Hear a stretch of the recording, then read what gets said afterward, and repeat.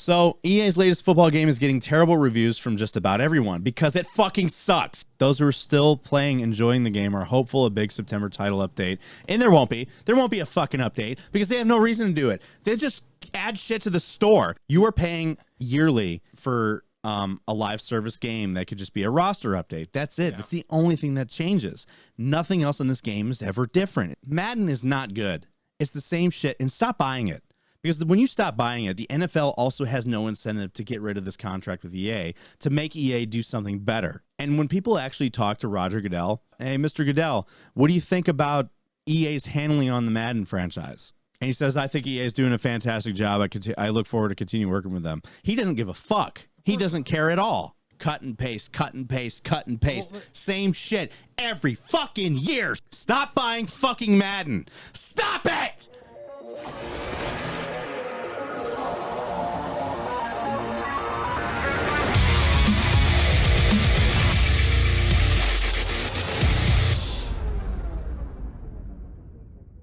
So I'm back after I took like a week off, and you took several. Several. It's been a while. I had to take a week off because last weekend, Regiment had an event with the American Legion at the American Legion convention. Okay. So the American Legion had a national convention in Milwaukee. Yeah.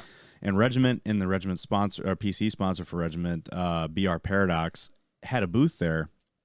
So that Thursday, I went up there to help them set up. And then I worked Friday, and then Saturday and Sunday, I was also there working the booth with them. Okay, so it was actually a pretty fucking awesome event. I can't remember what you were doing. I don't know were you even around last weekend? I should have had you come up to this. I don't know if I was. So last weekend, it was really successful. So the entire intent behind the American Legion convention or our presence there was Chris and Regiment. So Regiment's partnered with the American Legion, and the entire purpose of this is to bridge the gap between the younger generation of veterans and the older generation of veterans. Yeah, I hear the American Legion's starving. They are starving. Today. There's so many post commanders that came to this event. Oh yeah, cheers, by the way. How do you like that mead? Oh, it's good. Isn't that good? Mm-hmm. Skull. But It's really good, slightly chilled too. Oh, of course. But it's also, if you let it get to room temperature, still good. It is good. It's a little spicier on the throat, in my opinion. It's a little harsher when it's warmer, but whatever. It's still good. Anyway, so the American Legion Convention, all the post commanders from around the country were there, and they all stopped by to check out what the booth was and ask us questions, basically wondering what we were doing and what the intent was. And honestly, the big intent is to get more PCs and consoles to more posts to entice the younger generation to come in. So you have all these younger generations, and the other thing is a lot of the older generations are pretty reluctant to even get this thing to happen, unfortunately. And that was the most common thing that I heard people say that came to our booth, was that the older generation of veterans are very reluctant to change. They like things how they are. It's very cliquey. In a way? Well, does that make sense? That's so weird because, like, I'm not trying to be a dick, and I'm not saying that you can't have pockets of stuff like that, but the American Legion is quickly dying. It is. Very quickly. So I would really, now I'm a member of American Legion for the post up here, and my goal is to kind of rise the ranks of it and be the face of the younger generation for at least this area. Splinter Cell, understood. So what I want it to be, they're not even going to know what hit him. So I look at, when I was at the convention, a lot of the things that I saw was, yes, there are a lot of older generations, but there are actually a lot of the older generation that are open to the idea of this. I bet there are, definitely. I mean, I was very surprised at how many of these Vietnam vets were sitting down playing fucking Call of Duty at the booth. I am actually not surprised. They had a great time because it wasn't just Call of Duty. We had two giant, like 55-inch TV screens with PCs on them, and we were Paradox showcased all their different PCs, and then we had like a table thing with 4 monitors, 2 facing this way, 2 facing this way, for people could play quads on Warzone. and the TVs had single player games like Elden Ring, Yeah. Red Dead Redemption, Spider-Man, all that stuff. I'm telling you that the American Legion is eventually going to have to change, and I can't wait for the day to be where me and you are old and I'm out, and we're going to go there and be like, hey, what are you doing over at the American Legion? Oh, well, we're having a Madden tournament and a drinking contest on a fucking Saturday. I know. You coming or not? That's going to be Madden's actually one of our topics today. Well, apart from whatever this has to do, but like, it's just like, that's one of the moral events that we did when I was at my first duty station was we grab a bunch of drinks, a bunch of idiots, which was literally anyone in the barracks. And then we would seriously like crowd in a room, even if you only had like 1 or 2 consoles, like that was still enough to have a Madden tournament, and people would like place bets, talk shit, drink and just relax and watch people play Madden and watch people who didn't play a whole lot of Madden, usually myself, get their shit kicked in. And then if you beat somebody else, especially in my position, because I'm not very good at Madden, it it turns into a shit talking contest. Oh, you got beat by Nelson? The fuck's wrong with you? You know what I mean? So I could see things like that. That'd be kind of cool. So one of the things that I also noticed is that a lot of post commanders, they love this idea. They want to bring this in and figure out any way they can do it. They also brought up the idea of having tournaments between other posts. That would be really cool. However, a lot of them are so old school in the gaming world that they think that it works the same way as a LAN tournament would. So they said, how could we get like a LAN tournament going for these tournaments? And I said, do you understand the fact that I've not heard the term LAN tournament? So LAN tournaments, most of the Call of Duty CDLs and right. shit and the big tournaments at the conventions are all LAN tournaments because they're all in the same area playing against each other. So that's fine for that event. But if you're talking about, I explained to one of the guys, I said, if you want to have a post play another post, let's say because his post is in California, you want to play a post here in Wisconsin, you won't have it like a LAN thing. It's going to end up being like a customs lobby kind of thing, especially because he's a Call of Duty player and he wants to talk about doing a Warzone tournament or an Apex tournament. I said, it doesn't work that way when it comes to LAN. LAN means you have to be on the same network, which you won't be. Now, there are games out there that allow you to do that, to pay for servers, right? To where you guys can only be, American Legion guys. I think the last time that I ever saw something like that was like Ark. Like you could technically purchase a server. Like there's a lot of games like that. Hell Let Loose is one. Really? Yes, you can rent a server with Hell Let Loose and just have an American Legion server where posts fight each other. Can you imagine? Granted, one post is going to be Nazis and the other one's going to be Americans. It's just how it goes. But so yeah, I could not imagine a Hell Let Loose match with just nothing but old veterans talking the absolute worst dog. I remember the back of the day when I killed those kraut fucks. Yeah, basically. Grandpa, what were you doing? I was doing exactly this. What I just did, I actually have done. But yeah, I'm excited for it. I want to see this thrive because yeah, on one side you have the older generation that are currently occupying the posts that are saying our posts are dying off. Yeah. And no one's joining. And the biggest reason why, and this goes same with the VFW, a lot of the younger generation are very reluctant to go into these organizations because of the big fact that the older generation is so against change and they almost feel ostracized when they go there, so they just avoid it. Well, yeah, 100%. Because it's just a bunch of old... It's got the stigma of a bunch of old guys sitting at the bar, drinking, talking how much they hate their life and their wife, and trading war stories. Well, so I mean, could you imagine getting out of the military, out of all that shit, and then have some guy who's been part of the American Legion for fucking ever go in there and be like, well, no, we're not doing this because I said no. It's like, man, I got out of the service to avoid this kind of stupidity, and here you are, just like any branch of service right now, complaining that you don't have enough people coming back in, but yet implementing stupid ass things. Yeah, like, essentially, yes. And they're like, oh, well, you're not going to help that. Fuck no, man. Already been there. See ya.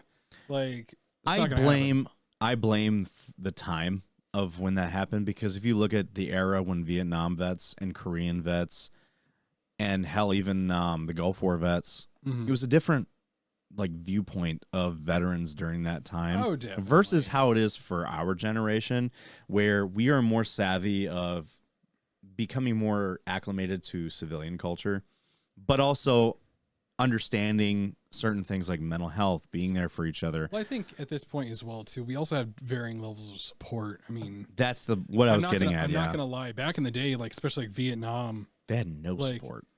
there wasn't a whole lot of people who were saying like, "Hey, fuck you," and then a whole bunch of people over on this side as well who were saying, "Hey, we appreciate what you do." It was kind of like you either had people who were directly associated with the military, or you had everyone else saying, "Go fuck yourself." Like, Which is unfortunate because the people that weren't involved with the military during that time were the people saying, "Go fuck yourself." yeah, 100%. You had people not hiring veterans for the mere fact that the political climate towards veterans during that era was painting vets in a very negative light. And now I'm just starting to see that it's kind of getting back to that.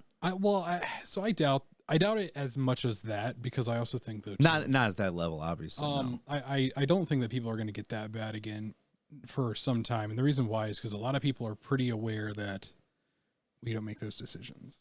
Yes, that's what I was going to get at with this. And I think there's actually been a lot of talk on social media about, the recruiting crisis that's going on, and about how, they don't know how much longer we'll be able to muster an all volunteer service. Mm-hmm.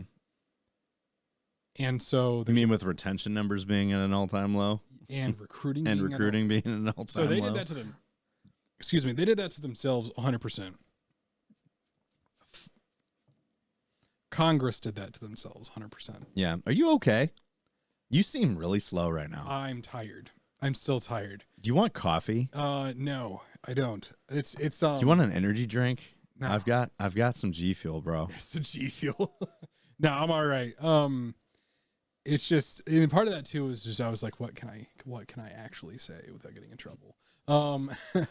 But Congress did it to themselves though, especially with the implementation of Genesis. Genesis can look into your civilian medical records.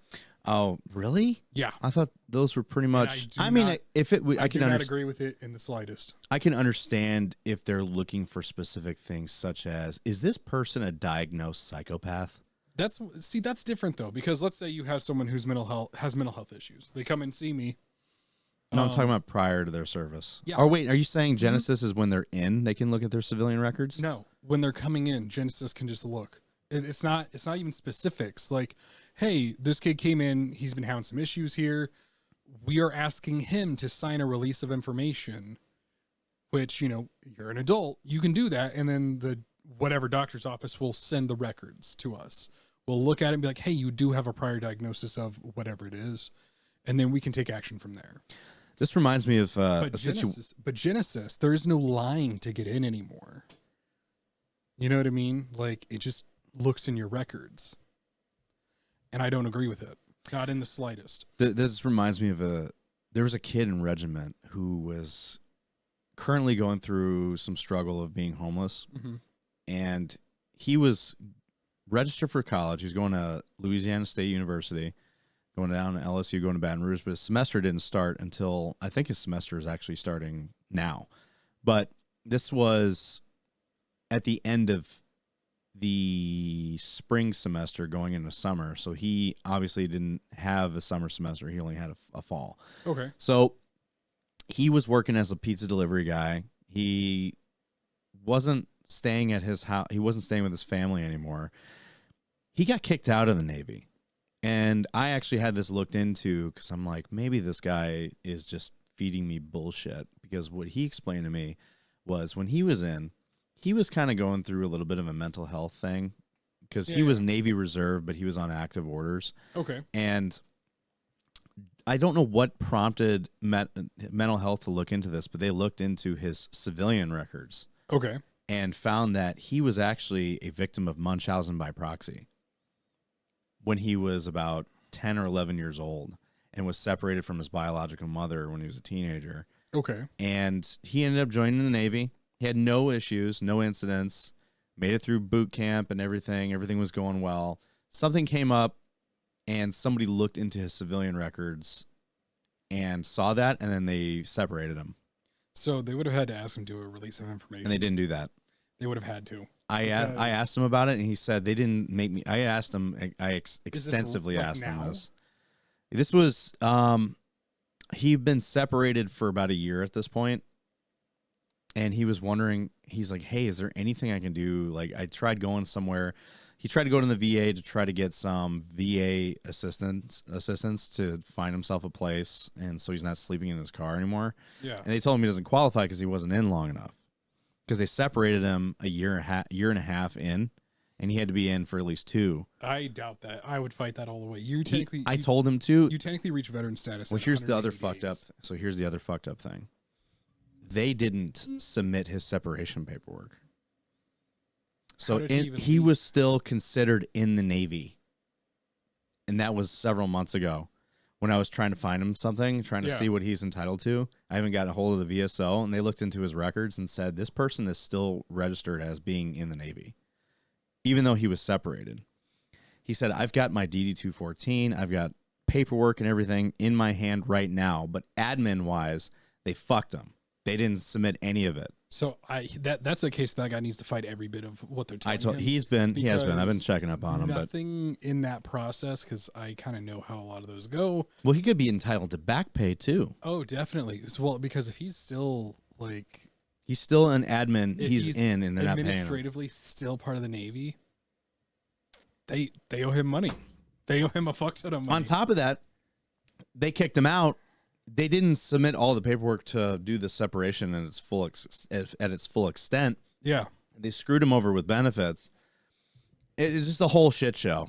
And I even talked to my Butchmaster, who's my mod. He's in the Coast Guard. He knows an admiral with kind of like the trade arc portion of the Navy. Yeah, and was looking into this, and he even said, yeah, according to the Navy, he's still in. He's not labeled AWOL. He does have separation paperwork. He's got a DD-214 and everything. He showed it to me. Yeah. He sent me a photo of it. They gave him a DD-214, but they didn't separate him admin-wise. So he can't get anything because he got separated for a medical reason, basically. And because they didn't submit that, he hasn't been able to get any assistance for anything regarding the VA because of that. And yeah, so he's currently going through some shit with that. But that also reminds me of when you said that they were looking into medical records and shit and with the Genesis thing. Yeah, so, but like I was saying with Genesis, and because of Congress, when you're going through MEPS, they can look at your civilian medical records.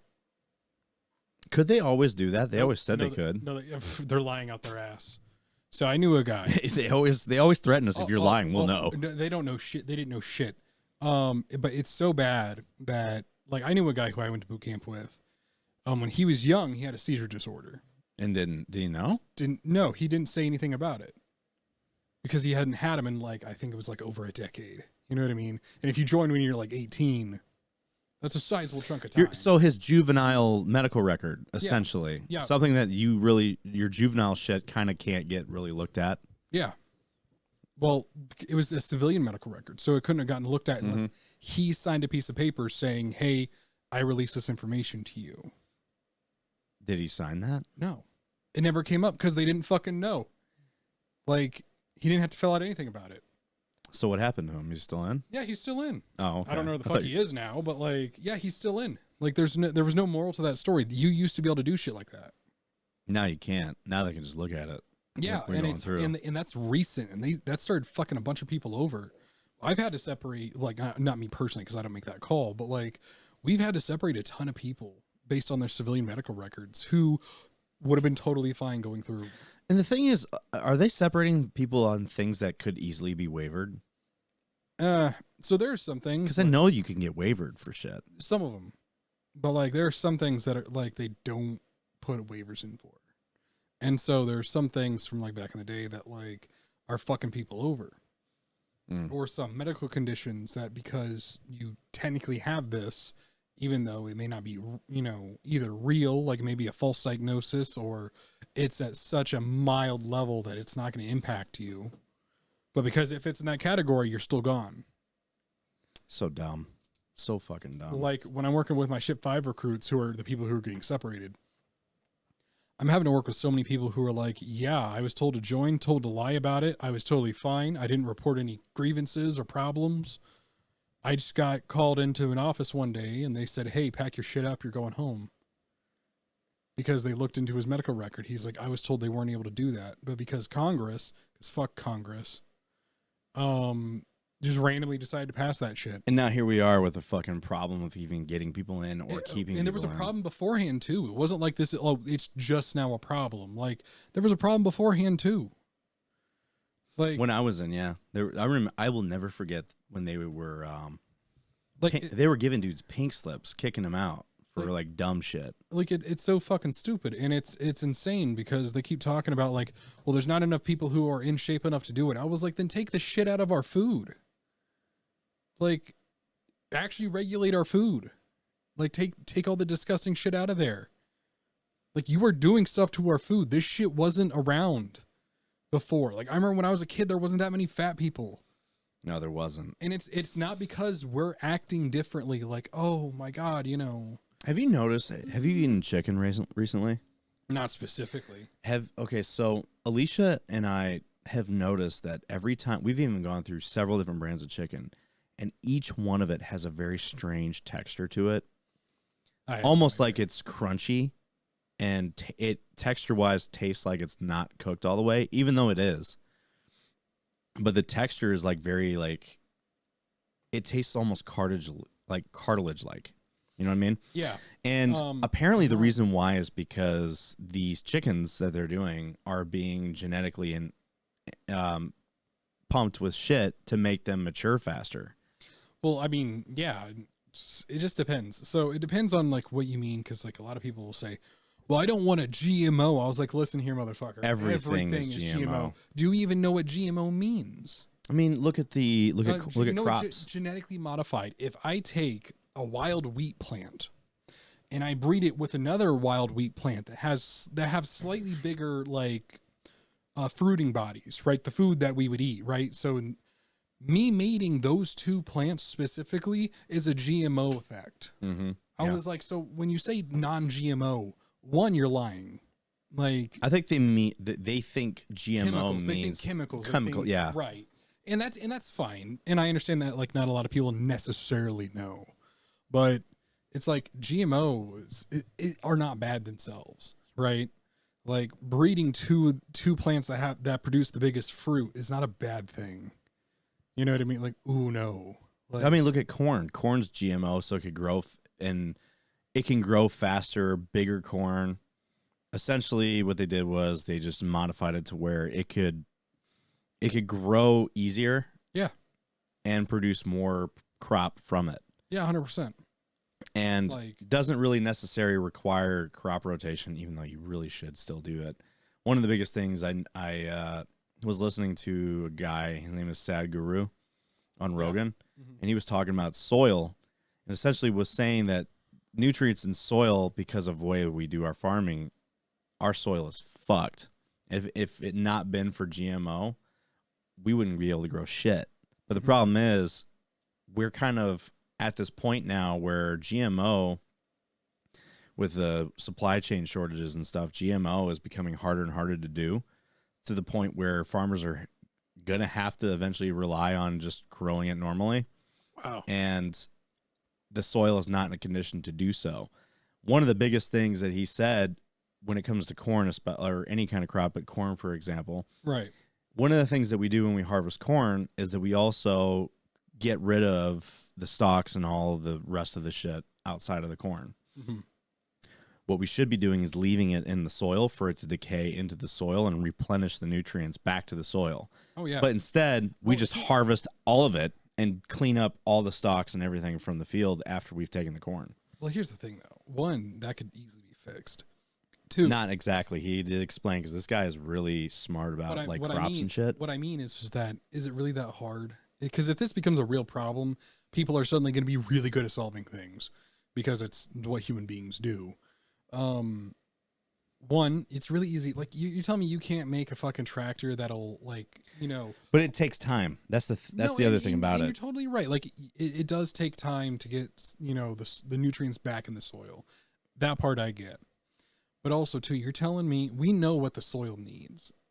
It needs some decaying biomass, which usually is either shit or plants that are dead. And it needs nitrogen. That's most of what goes on. So fertilizer. I was like, you're telling me that That's the other thing, fertilizer shortages. in the 60s, we put a man on the moon. And you're telling me that the most powerful country on the planet can't pump a little bit of inert gas into the soil? You're fucking shitting me. It might not be. You're not. We're not scientists, so we don't know if how that could be done or how long it would take for that to work. Listen, Linda. There was a bunch of scientists in New York who made a bomb that can destroy everything in the area that it blows up in. And then we made another bomb that will destroy every living thing for miles and leave the structures behind.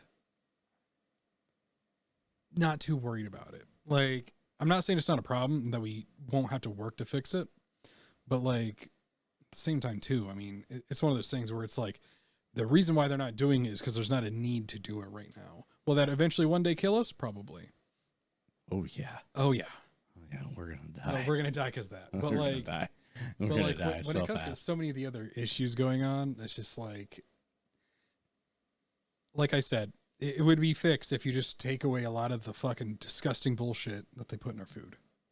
Yeah, I agree. Like, to be 100% honest, like, are you really? Stop eating McDonald's for fucking starters. Well, I mean, those are different. That's a whole nother thing. I was like,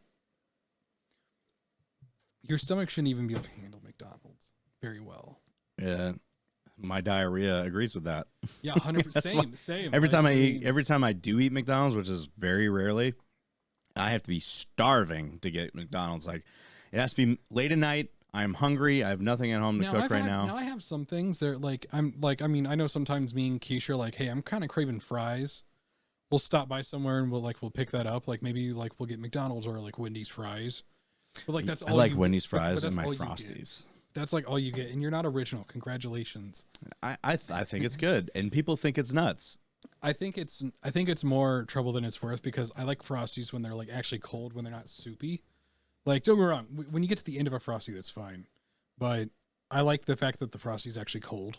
Bold of you to assume that I take my time eating these fries, that my Frosty isn't cold anymore. No, but it's because, and hear me out, it's because every time, like, and it's good, like, I like that. But, like, it's the idea that anytime I take fries and I try to, like, and I've tried methods, done the scientific method on this. Every time, if it's a cold Frosty that you really enjoy, it's not melting already. Anytime you try to take fries through it, it just breaks your fries. It pisses me off. Yeah. I've tried putting them in 4s, 2s, 3s, making like a little rake out of them or something, and it just fucks them up no matter what. I do. I get the spoon and I scoop them with a spoon and eat it. Yeah, I know, but I want to scoop them with the fries. That's. I know this is a me problem, but still. It is a you problem. Anyway, let's get moving here. Yeah, you have things to do apparently. Oh, whatever, Brock. Don't act like I don't ever want to. Why is this ad gigantic? All right, so let's actually dive into some of these topics because we have a lot to cover because now it's September, So August. So hold on a sec. Are we like covering them in their full going through once? I'm going to be going over the topics to tell you what they are, and then we're going to go back, what we normally do. So there was a lot to cover this week, mostly because now that it's September, end of like the last week of August and going into September is when news starts really picking back up. Yeah, of course. August is always the slowest month. I'm sure, as you noticed. We had to do our rabbit hole episode, which, by the way, I did figure out how the radar thing that you were talking about with UFOs. Yeah. Apparently, a lot of them do like stealth through radar. They can become undetected. It's only sometimes they pop up on radar, and when they do, it's almost like that they want to be found on radar. See, that seems a little too, I don't know. It's one of those things where they kind of want you to see it, but only when they want you to see it. And it's not because they're not capable of doing it. What I was saying, though, is that I would rather... I would need more information on that before I just believe it. And not that I don't believe that there's something else out there, but, like, it seems like a really cheesy story. Like, oh, well, we can pick them up on radar. And we're like, wow, cool. You know, again, we speculated a bunch about that. And then, well, it's because they want to be found. It's like, how the fuck do you that turn explains on and off the fact that you can be detected by radar? Hold on a second. Like, there's a lot of theorists saying that those things want us to see them, because now the recently the sightings have been more and more frequent. see, but my problem is those. And the other thing, there was another thing that also popped up. Whenever we do like nuclear tests or some nuclear event happens, that's when they really start ramping up. So you see them more often, like during a nuclear test or when something like a nuclear event happens. Like I said, if you want to be found, you could I could do that. You know what I mean? What, Jesus. create a nuclear event? No, I mean, like if I'm flying something and I want to be found, I can be found, motherfucker. Like it bothers me because a lot of it does make fucking sense. It could be a taunting thing because it's just they know, hey, you can see us, but there's nothing you can do about it. Bye. Oh, and maybe it's observing. Maybe now that it's more eventful on Earth, or they could just be doing it to prompt a response, incite a response. Say like, okay, so now you see us on your targeting systems. What are you going to do about it? Let's see what they do. Kind of like probing at us to kind of incite the response to see how we react to them being found on radar and then also being visually seen. What is the response to this? Yeah, but here's the problem, though. Is that it's a study thing, I think. What? It could be a study thing. Oh, definitely. I do. I think that as well. But like, my problem with saying something like that is that you are barely being found and locked onto by the highest tech military plane that you can find, which is an astronomically small amount of the population. And you want to talk about a response. Like, it's weird. It's like if I was an alien probing the planet and you want to see a response, one clear showing where it's undeniable, broad daylight. You know what I mean? I think those have happened, but the way that the human mind thinks is like, this is probably bullshit. I don't think that's happened at all. Because why not? It's like the dumb motherfuckers who talk about Bigfoot. And yes, every single one of you think he's real. Stupid. Because then they're like, oh, well, we saw Bigfoot. And then you see some like fucking grizzly bear in the fucking background. And I'm like, it is 20 years after the year 2000, right? 22. It's now, but for like the videos, mm-hmm. right? It's like, it's 2 decades after the year 2000. The original Bigfoot video or videos or whatever were captured, like in the 60s, 50s, something like 70s-ish, that. yeah. Yeah, you know what I mean? Really early on. So even back then, even though I think some of those are bullshit, I at least very much understand, hey, you're doing the best with what you got, right? That's fair. There's nothing that we could really do to accurately that, right. hold that, say right. Like, well, that's probably bullshit. You know, and if it's in the early 70s and you take a photo or a video of anything, unless that thing is in like broad daylight in front of you, like, yeah, it's going to be hard to see. I get that, and that's fair. That's okay. Then you know, it's like here we are in 2022. Well, at the time, it was like 2017, 2018. Got like 4K cameras on people's phones over here. And some dumb motherfucker thinks, hey, I'm going to release a video. Or we're going to make a TV show that shows nothing but blotchy fucking black backgrounds hiding amongst trees. And they're like, we heard wrestling. We saw something over there. It's Bigfoot. I'm like, how the fuck did you come up to that solution? If I were there and I saw it, I'd be like, fuck, that's a bear, run. Like, yeah, my first reaction would be bear. Like, bear. You know, exactly. And it'd be like, fuck, we need to get out of here. Like, not, hey guys, it's Bigfoot. I saw a rectangle in the background. So I don't know. To me, it seems like the same things. Granted, I'll say aliens are much more likely. Just be, given the gravity, right? Yeah. Given the gravity, and because we have no bearing or know-how on them, you know what I mean? Again, it's also not like, can I steal a pouch from you? Yeah, you want one? Yeah. You really hid that fucking question and what you were saying. It sounded like you were just making a statement. No. Oh, no, I'm sorry. My brain's trying to keep moving. Or like the people who think Megalodon's still out there somewhere. I actually think that could be possible. Knowing what I know about like biology, marine biology, and anything like that, no, the fuck he's not. I mean, I think something's out there. So anyway, well, those are all topics for another episode. Megalodon's dead as fuck. He's been dead as fuck for a long ass time. All right, so let's go down the topics. We'll save all that shit for another rabbit hole. So, Just what we need. a lot of things actually happened in the last couple weeks. All right. The one most recent crazy thing that happened is Ninja is hinting that he's leaving Twitch. And this is coming after an abrupt stream ending when he had basically a meltdown during a Fortnite stream. And then he said, I'm taking a break from Twitch for a while. And he is no longer partnered on Twitch. His checkmark's gone. Oh. He changed his Twitter handle, his Twitter name on to user not found, got rid of his profile picture.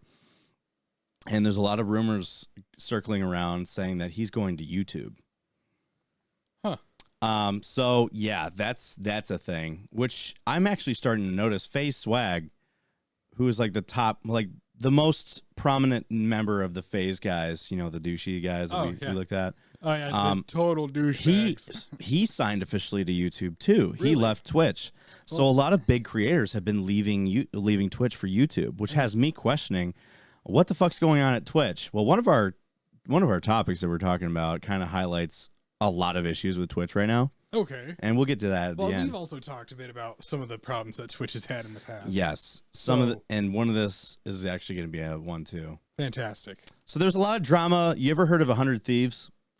So Tim the Tap Man is a member of 100 Thieves. It's a Call of Duty. It's like an esports team. I haven't, but I did see Do you know who Nade Shot is? No, I don't. I know who Tim the Tap Man is, but Eldridge knows who Nade Shot is. Well, because Eldridge is weird. But no, side note, I did see a fucking Call of Duty Zombies mod where all the zombies are actually Tim the Tap Man. That's hilarious. And so whenever you kill them, they say like random phrases from I was going to say, did they say random shit when he... so they're still the zombies. Like the skin is still the same. But like, you know, it's like one of them, zombie like crawls up out and it like gets through like a door, right? And you see the guy run by, shoot him and keep running. Not he just screams, "What the fuck, Brownie?" No, it's like, I just spawned. And like, they're just wild. You should look it up. It's amazing. But no, so yeah, I know of him, but I don't really necessarily know of 100 Thieves. Like, I'm not really in the whole streaming business. So 100 Thieves is a Call of Duty esports team. Is there actually 100 of them? I don't know, man. If not, take them to court. So a creator named Nade Shot, he's a very prominent creator, especially in the Call of Duty space. Okay. There was a guy part of this stream group in 100 Thieves called the Mob, and one of their guys was called Frosty.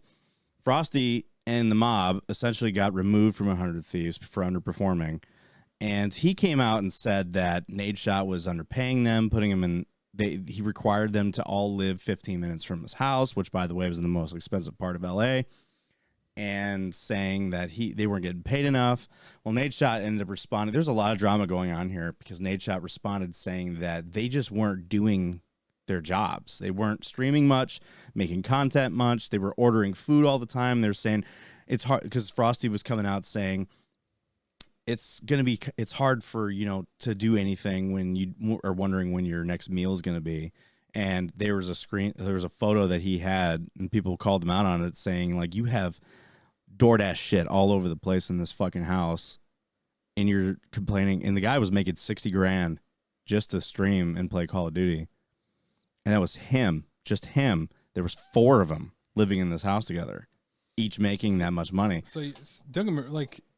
So to a point, I would understand if like, hey, listen, I'm going to tell you to go fuck yourself if you want me to live 15 minutes into your house, which is the most expensive neighborhood. Not going to happen. But admittedly, though, you're telling me like let's say you got a house, an apartment house that you're renting out, and you're dividing that by 4, and you're only... He wasn't renting it to them. They had to find their own place. No, that area. Oh, I thought you were talking about like the place. No, that Frosty he didn't was he didn't put them up in a place. According to Frosty, they had to find their own place. Okay. Or I don't know. We'll dive more into it because there's some more details that I can't remember, but because I'm fucking hot right now. It's hot down here, isn't it? Yeah. I'm going to tell Alicia to turn the air back on. Hang on. Let me text her. Let me stand by.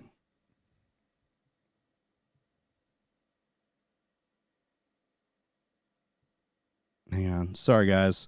I'm asking Alicia to turn the air back on because we're roasting. Excuse me.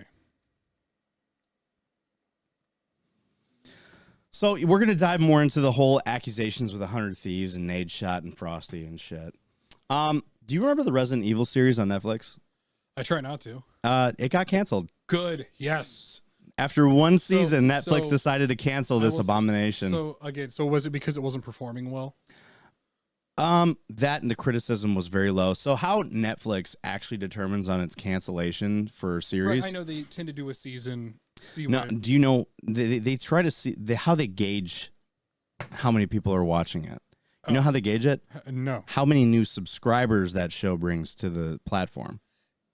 Which is stupid. It's stupid because there's been a lot of good shows on Netflix that have been canceled after 1 or 2 seasons because that show did not bring in more subscribers. I'm actually really happy that Castlevania wasn't one of those because, like, could you imagine if they would have canceled Castlevania? Oh, it would have sucked. And that would have been awful because that's actually a really good series. That's one of their best fucking products. I know that they've done and it's amazing. She's a saint. She is a saint. That lovely lady. Hang on, I'm gonna open that vent. It is fucking hot in here. Oh yeah. Well, the reason why we turned the air off is it was because coming in hot. Well, it's in the lower 60s right now. It's gonna be in the 50s tonight, so we just opened the windows and turned the air off. But being down here with the 2 PCs on and everything, it's fucking hot.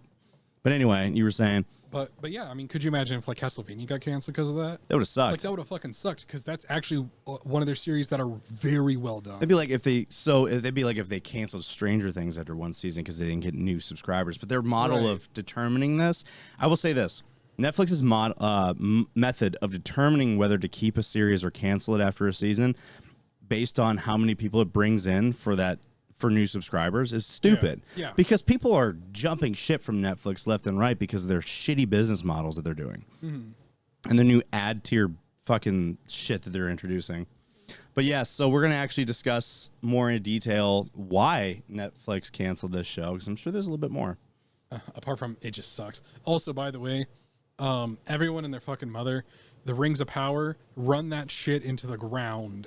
Did you? Oh, you know, that's another topic I didn't talk about. Did you know Amazon? What do you think of it so far? No, I think it's dog shit. Have you watched it? Not all of it.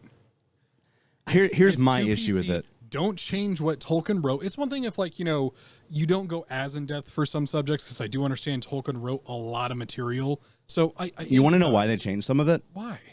Because they don't have the rights to that time period. So they have to do fan fiction in ways. No, so then if you're going to do it, one, don't make it as like oddly like modern. But two, like the problem that I have with it though is that how the Tolkien community is. I give the Tolkien community, and even though I will admit I'm biased because I'm part of it, I've read the Silmarillion, I'm a nerd about it. But like the problem, that's what they don't have the rights to, the Silmarillion. Right, but the problem is though is that if you don't have the fucking rights to it, don't write about that goddamn time period. Like, stop. Alicia's a huge fan of this too, and it upsets me. People were like, "Oh, well, what if they're trying to get new people into it?" I was like, Peter Jackson already did that back in like 2001. We don't need more people into it. I welcome the people who don't know about it to go enjoy it, but go enjoy it for what it is. Could you imagine if I bought some of the rights to Harry Potter and I started changing shit with that book and not like glossing over some things because, you have a movie, you know what I mean? You can't write about all 800 some pages that Rowling wrote, right? Yeah. I understand that. That's fine. Rowling? You mean Tolkien? No, for like Harry Potter. Oh, Harry Potter. Sorry, I didn't hear you say that part. I mean? So for like J.K. Rowling, if she wrote 900 pages, bless you. Thanks. It's hard to put that into a movie, and I empathize with that. Yeah. I understand you're gonna summarize certain things. That's fine. I'm not mad about that. I read the Silmarillion audiobook, and it took me 14 fucking hours to get through that audiobook. Jesus fuck, that's actually fast. That's the length of the video. Oh wow. It's like 14 fucking hours on audiobook. So there's a lot of people are diving into the PC issues, and there's a lot of the stuff that people are kind of jabbing at it, which they don't understand, because some people that are jabbing at it essentially, the scene from the first episode when what's that one elf walked into that tavern, and the guy said, "It's been 1,000 years. Can't you people just let it go?" And people took that as, oh, that's jab at current times of, slavery and shit and how people are acting. Literally but no, not at that all. is not at all what he was referring to. Literally not at all. He was referring to the what was it, the Eastern men that betrayed the elves. I'm trying to remember which one. It was during the First Age. There's a couple of those things that could have happened. So there were some of the Eastern men who initially followed Sauron. There was a break off from the Eastern men, not Sauron, sorry, Morgoth. There was a break off of the men who eventually became the men of the West and things like that. Mm-hmm. But I think if I remember right, and I'd have to go back and watch it, but it might be the Noldor elves. There was a group of elves, and I have to brush back up on it, but there was a group of elves that ended up like betraying people. There's a group of men who did that as well. And so it's like, yeah, but like these things are really taking place over thousands and thousands of years. Yes. This wasn't, some, white KKK member saying, it's been over 200 years, get over it. This was like, no, literally, like, there was a betrayal that lasted in the bloodlines and caused a legit division. And besides, if I'm telling a story anyway, and this is the part that I fucking hate about this, if I'm telling a story about men, elves, and dwarves, and wizards, and I talk to you and I tell you an in-depth story about how 1,000 years ago, this house offended this house in some way, right? And your descendants have continued to hate each other ever since. And one of them says, it's been 1,000 years. Can you not lay off this already? That's part of the story. That's going to be an attitude that people have in that point in time. If you are going to equate that, especially because the elves from that period are still alive. Yeah, those are the same. It's not like, and that's why like a lot of the men have those attitudes, because men in Tolkien's universe are the actual favorite children of Iluvatar, which is kind of funny. And he gifted us with mortality. Thanks, Dad. Everyone else lives thousands of years. We get maybe a couple hundred.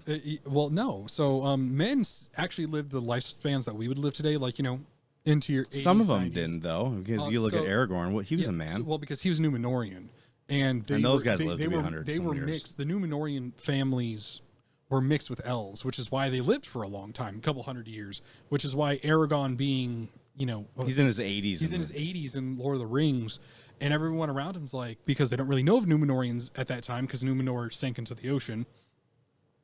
They're like, what do you mean you're in your 80s? It's like Theoden King. He knows, which is why when Theoden comes back to his senses, he's really cool with Aragorn, right? And Theoden knows that Aragorn's like 80 something, because when Theoden was young, he fought in wars with him when Aragorn was also in his 30s and 20s. Mm-hmm. So like that's why it's like kind of cool, because like Theodred or hold on, fuck, I'm mixing names up. Oh my god, I'm so sorry. But no, Éowyn. When Éowyn's like, oh, there was a deleted scene in Lord of the Rings. She's like, oh, well, how old are you? He's like, older. She's like, you're 80s. She's like, there's no way. He's like, oh yeah, there is. Theoden's in the background, like, he is. He's old. Exactly. He's like, I was there. Like, we've seen it. So it's really kind of it's different. There's a lot of moving parts and cogs to it, but like but yeah. Let's get back to Rings of Power though. But yeah, that's fine. But yeah, so like the men were living normal lifespans, like human lifespans. So for them, it's like, we'll let it go, but not realizing the elves that they're talking to have been around. Talking to were the same elves that were back then. Like, so you say, oh, it was 1,000 years ago. Not to them. Yeah, but to them, they were the betrayal. It's not like they were there during the betrayal. Yeah, they were there during it. It's not like today where like if someone was to kind of say something along the lines in regards to American slavery, like, oh, it was 200 years ago, let it go. This is the reason why this situation is different, because the people around who were victimized back then aren't around today. But in this situation, they are. Like, those are the See, same I didn't people. even, that whole point that people were pointing out, I didn't see that at all. I looked at it like, well, the men betrayed the elves. And some of the men betrayed the elves, and the elves took it out on all the men. And those elves that it happened to are still alive. So Yeah, exactly. That's how I looked at it. I didn't look at it like that. The two things that I don't like about the show, it's pacing. Mm-hmm. It is so slow. And I understand you were trying to build things up, especially for this time period. Well, it also kind of sucks too because you have to work off of Tolkien's works, and the reason why they did it the way they did in Lord of the Rings, the action and a lot of the stuff is happening now. Sure, have building moments, but they have references to older things, right? To other things, and maybe you can have, especially in a TV show, you could have more scenes where they sit down and kind of tell you what was going on back then instead of like make a one-off reference. But like they're trying too hard to take Tolkien's pace writing, whereas Tolkien said, "Fuck it, man, I'm gonna write until I can't write no more, and that's just gonna be it." And people loved it. You can't do that with a TV show. No, you can't. You'll lose audience retention because of it. Oh yeah. But it's kind of showing a little bit, and especially in the first episode, when absolutely nothing happens for over an hour, and you're just sitting there and you're thinking to yourself, dude. And even Alicia, she's a huge Lord of the Rings fan. Yeah. She'll binge watch the long versions of all the movies, including The Hobbits. But she found herself extremely bored in the first episode. How about this? And this is the reason why Tolkien writes very differently. He writes like a historian. Tolkien does. Mm-hmm. You know why, right? Well, one, he was during World War I. He didn't have a whole lot else to do except for kill fucking He lived crowds. through historical moments. He did. And, but here's the thing, though, too. Normally, what do you do when you write about a character? Very broad, so it's probably not going to be. You're probably not going to answer this the way I. When you're writing about a character, you want to kind of go into as much detail as possible. No. You're going to write about the most exciting point in your character's life, and if not, why aren't you telling me about that? It's the best piece of writing advice you can ever give anybody. Is this the most important and exciting point in your character's life? And if not, why aren't you telling us about that? Right? Now, when you're writing about history, it's very different, right? You write about all the mercantilism. You write about different events. Some of them are really exciting. Like, I haven't gotten far enough, and I don't know yet. I really want to see the War of Wrath. If you're going to do anything with a TV show, show me that from the books, please. But the War of Wrath is essentially Clash of the Gods. Like, armies, both sides had like every race because Morgoth's corruption just got into everything. So, you have Melkor or Morgoth, and he is the most powerful of the Ainur, right? He's the most powerful of the gods who came to Middle Earth. And he, even in the beginning, before they made like a planet or did anything, he, apart from God, you know what I mean, was the most powerful spirit of any of them. Mm-hmm. Think Lucifer, but then like jack it up a little bit more to where like Lucifer was kind of beating the shit out of everybody. It wasn't like, oh, well, we had I'm forgetting biblical names now. Guy who bound Lucifer, who was it? Michael? The Archangel? Yeah, Archangel. It was Michael. Who bound Lucifer? I think so, yeah. I don't know. I'm not a Christian, so. Everyone remembers the Archangel who bound Lucifer, right? There is no equal to Melkor outright. There is no like, oh, well, we have this other one who's just as, powerful, right? It's like, no, there is really no equal, right? You know what I mean? So the War of Wrath was kind of a huge deal, and it goes into a lot of other things too. Melkor was able to be a contender against all the other gods in that area, in that time, while also pouring his power into his minions and still not being able to just be soloed by a random god. Like, it's pretty insane when you start to think about, like, fuck, this was going to be a problem. Like, so what were the issues you had with the show so far? Like you said, pacing, being too PC. I don't like what they did with Galadriel. I don't either. I think they nerfed her a lot. I don't know why. Because my recollection of Galadriel is fierce sorceress, fierce warrior, and well, you have to understand that too. She was kind of desperate in the end.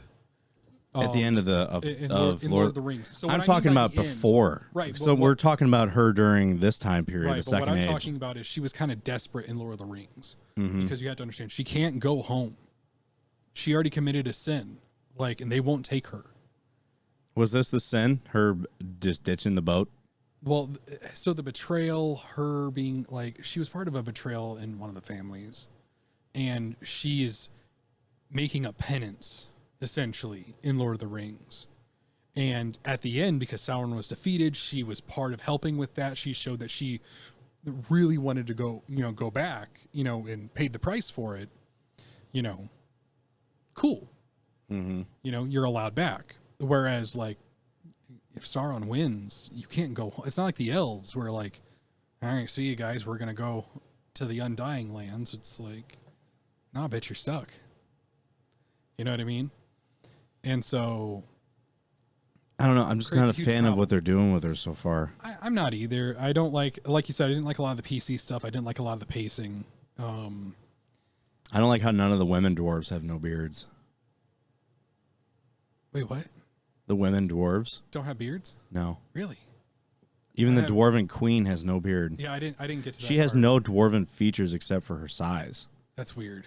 And she doesn't even look like a dwarf. She looks like, because obviously the dwarven queen is an African American woman, but they made her look like an African queen. Afro, like the dress and everything. She doesn't look like she doesn't look like a dwarf. Have you seen what she looks like? No, I haven't. Here, I'll show it to you. Rings of Power, Dwarven Queen. Beard. This is what she looks like. Why? No one knows. Oh, shit. Hang on. My articles are in the wrong fucking display capture. I knew that was going to do that. Oh, it's because I didn't change it. But we're on display 1. There we go. So that's the Dwarven Queen. Here's my issue. She doesn't look like a dwarf at all. No, they didn't make her look I don't like a care dwarf. what her race, her ethnicity is. At all. I don't. She needs a beard. She needs to look like a dwarf. I mean, I guess this neck piece looks dwarven, but the rest of her doesn't look all that dwarven. Like, this is her full bodied. She doesn't look dwarven at all. Except for the size, yeah. Except for the size. She needs a beard, for starters. And the other thing about dwarves, they have sizable noses, which actually, no, she does have. They give her the dwarven nose. But, like, it's weird. And you're right. I don't care. I like this. This one's cool. This is what people are saying she should have looked like. And this is what she should have looked like. I would have, if they would have given her a beard. Cool. All right, cool. So again, like I would only be upset about certain things. Like, it's like Rohan. Rohan were described as to be like Celtic like people, right? Mm-hmm. If for like the dwarves, if you take like, there's an entire clan called the Firebeards because they have red hair. I'd be a little pissed off if you didn't do that. It's literally in the name, right? Some of the dwarves' beards are fucking magnificent, though. But the thing is, and so it's like, I don't mind if you do something like this, but just be real to the thing, because you're right. There's nothing saying that this couldn't have happened, that the dwarf queen couldn't have looked like this, right? Right. So I have nothing against that. But but it's just weird things. It's like, why didn't you give her a beard? It was literally stated earlier, even in the movies. In The Hobbit, the dwarves have beards. Well, yeah, even in The Hobbit, but like even in like what was it? Even in the Two Towers, like Gimli goes on like a little speech with talking about dwarven women. He's like, some people think there are no dwarf women because they get mixed up because both men and women have beards. Mm-hmm. So like that's why like it's just like, like these things were already set in place before. And granted, considering how old the books are, excuse me, long before. So it's like, I just ask that you just like know what the fuck you're talking about. Again, you can put in some diversity. I'm not mad that there's a black dwarf queen, not on my watch. Like, I'm not mad about that, but it's just like, make her look like a fucking dwarf. Right. You know what I mean? Make her look like a dwarven queen. Oh, yeah. Because to me, that doesn't look like a dwarven queen at all. Like, she should have been more decked out in fucking jewelry, too. Like, that's what the dwarves did. Because the dwarves were, like... Little metallurgists. That's what they did. That's what they did. Like, that was the thing that dwarfs were known for, were being craftsmen, and you have her in woven clothes. No armor. Like, I mean, no royal armor. Sure, I understand. Maybe, like, if she's just chilling there, sure, don't have her decked out in, like, plate. Like, understood. Like, that's fair. Unless someone is really extra, like, I can't imagine who's going to wear armor all the time. But like stuff that is more like studded and jeweled and things like that, it's just like, I can tell you're not putting the effort into this that this fucking deserves. I know. And it's they call Rings of Power the $1 billion show because each episode was roughly $80 million, average $60 million per episode. That's just insane because it's just like clearly we've seen the absolute love that the Tolkien community has when you do things right. Look at how the Peter Jackson movies, right? Lord of the Rings, Two Towers, Return of the King. People love those movies because they're done so well.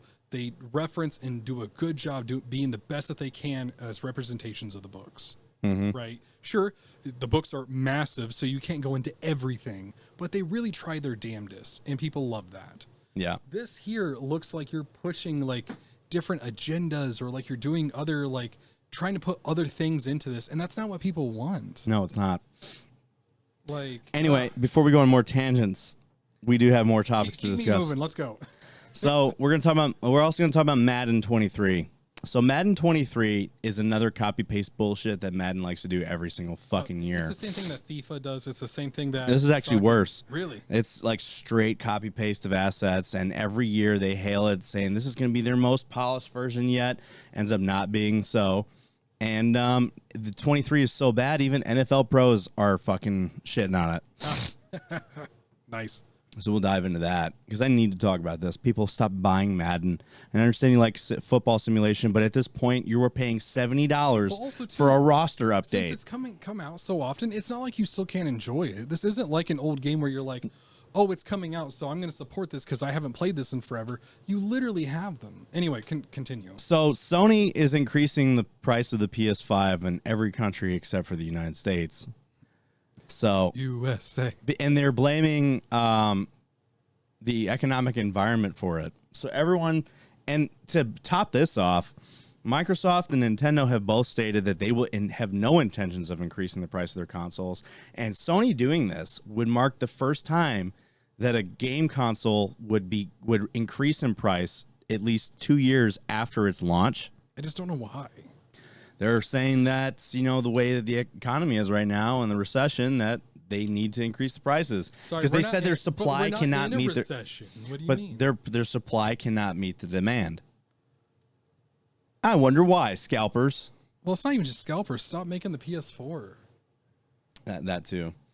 On top of that, Sony is also being sued for £5 billion or just under $6 million over their PlayStation Store prices. Because if you notice, the PlayStation Store often sells games that are definitely not worth the fucking price. Oh, definitely. I'm actually kind of odd because when this initially came out, it was said for a monopoly because of disc availability versus online stuff. We'll dive more into it. I'm curious about this. And the thing is I'm actually really curious if you're going to sue Sony for a monopoly, and I'm by no means going to back Sony for doing stupid shit. No. But it makes me wonder, how hard are they going to hit Microsoft here really soon for trying to acquire a monopoly? I have no idea. Because it's coming. Like, I'm sorry. Like, you can't tell me it's not coming. Yeah, I know. So anyway. This was another thing that people kept bringing up to me, and I kept telling everyone this is not fucking true, and I don't know why everyone thought this was true. But over the weekend when I was doing the American Legion convention, when they found out I do a gaming news podcast, they said, "What do you think of Amazon buying EA?" And I said, Amazon's not buying EA. Where'd you get this from? Mm-hmm. Apparently, there's a journalist that started this whole fucking rumor about Amazon buying EA, but it's not true. Oh, okay. And we'll dive into how this started and to why it's also not true. I heard about this one. Fuck. Halo Infinite, kids. So Halo Infinite is not in a good spot, and it hasn't been for a while. So like I said, I'm so worried because I had to talk with a couple of my buddies about this. I'm so worried about this because this highlights a huge issue. Oh, yeah. Everyone's worried about this. Well, it's not just about Halo because honestly, after Halo 3, fuck Halo. Like, I had fun with ODST. I had fun up with Halo 1, 2, 3, ODST, Reach, and then after that, it was shit. Now, the way the Halo Infinite's campaign is actually pretty solid. Right, and that's fair. But the multiplayer was solid for about 3 weeks, and then it got super dry. Well, here's my problem overall, and here's the thing that I was really getting into with saying I'm worried about this.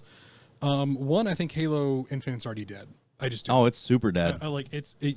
Bury it already. It's whatever. The live service model does not fucking work. But here's the thing that I'm worried about. Do tell. We have Sony who's fucking up real hard right now. They like you said, hey, we're gonna produce more PS4s because that'll help. And then, oh, well, our They supply did say that too, our didn't supply they? well, we reported that not too long ago. And then our supply chain can't handle the PS5s being put out. Okay, again, all fair things. I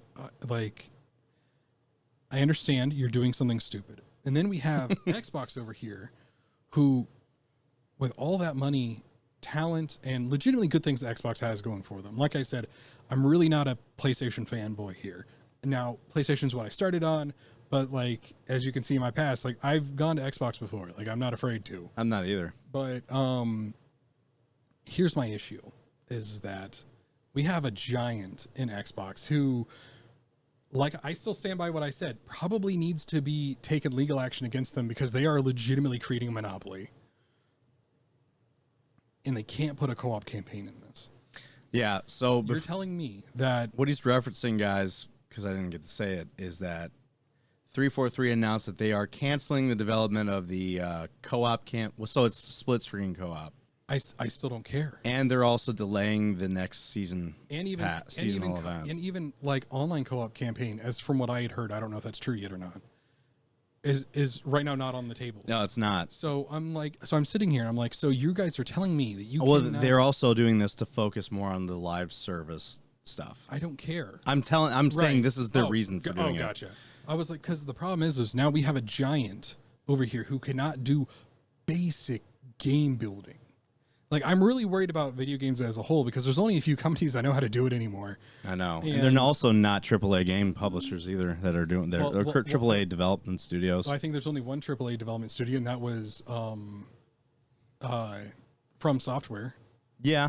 That's you missed that topic last week. I did get the news on it, though, that Sony got a pretty big piece that of the was company. not the news. The news was the next game. What's the next game? It's looking like Armored Core, homie. Yeah, no, that's what people are thinking. Their website even changed to just Armored Core. There is a huge thought, though, that Sony is developing a Bloodborne 2 as well. Ooh, that'd be cool. Sony had shut down all of the Bloodborne servers, and someone was like, "Oh, well, they did that for Dark Souls 3 and Elden Ring as well to do server maintenance." Apparently, as from what I had seen in a couple of articles, they did the normal monthly, I think it's every couple of months server cleanups of all their games. Cool. Yeah. Bloodborne servers went down again, and apparently they were roving through it and said that they were doing server maintenance, but it didn't make sense considering they'd already done server maintenance. And what more are you going to polish out of Bloodborne?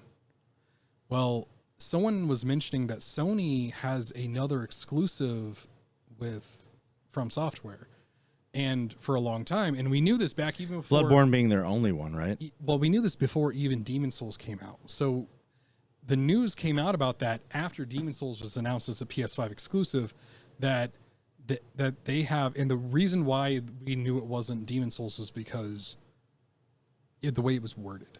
It was a contract for a new IP with From Software as an exclusive.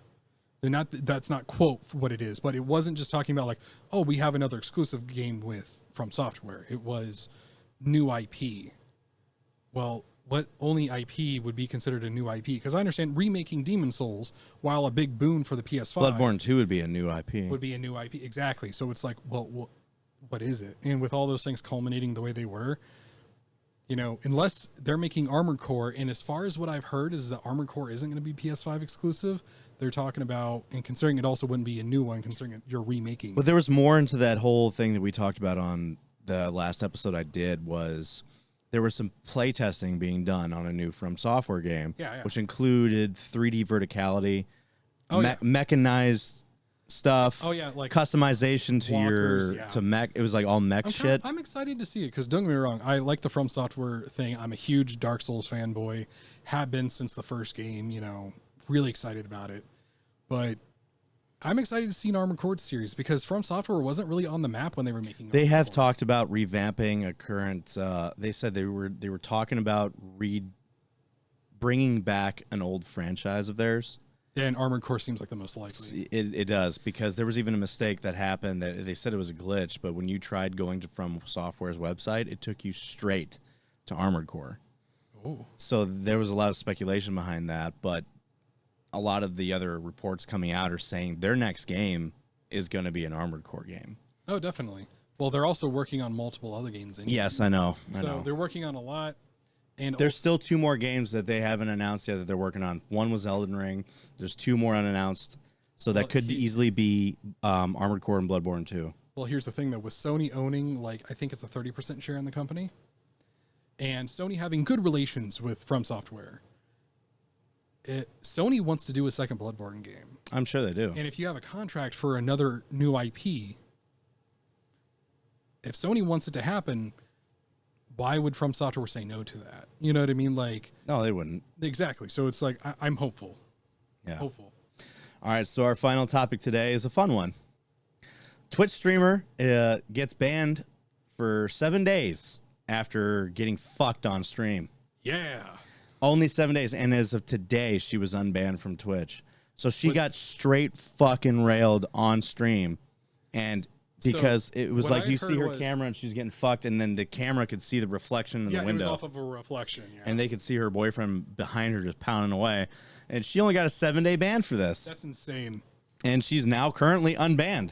So it's just like, hey, there's another reason why people are leaving Twitch, because of this double standard bullshit. Where a chick, unless you're a fucking popular woman, which she's actually not, but even still, like, women get away with more than guys do. It just makes me so curious as to why, like, who at Twitch is like doing this, because it's like, could you imagine, like, oh, you see someone being inappropriate, maybe someone being racist or saying some fucked up shit, cool, ban them for X amount of time, right? Whatever, cool.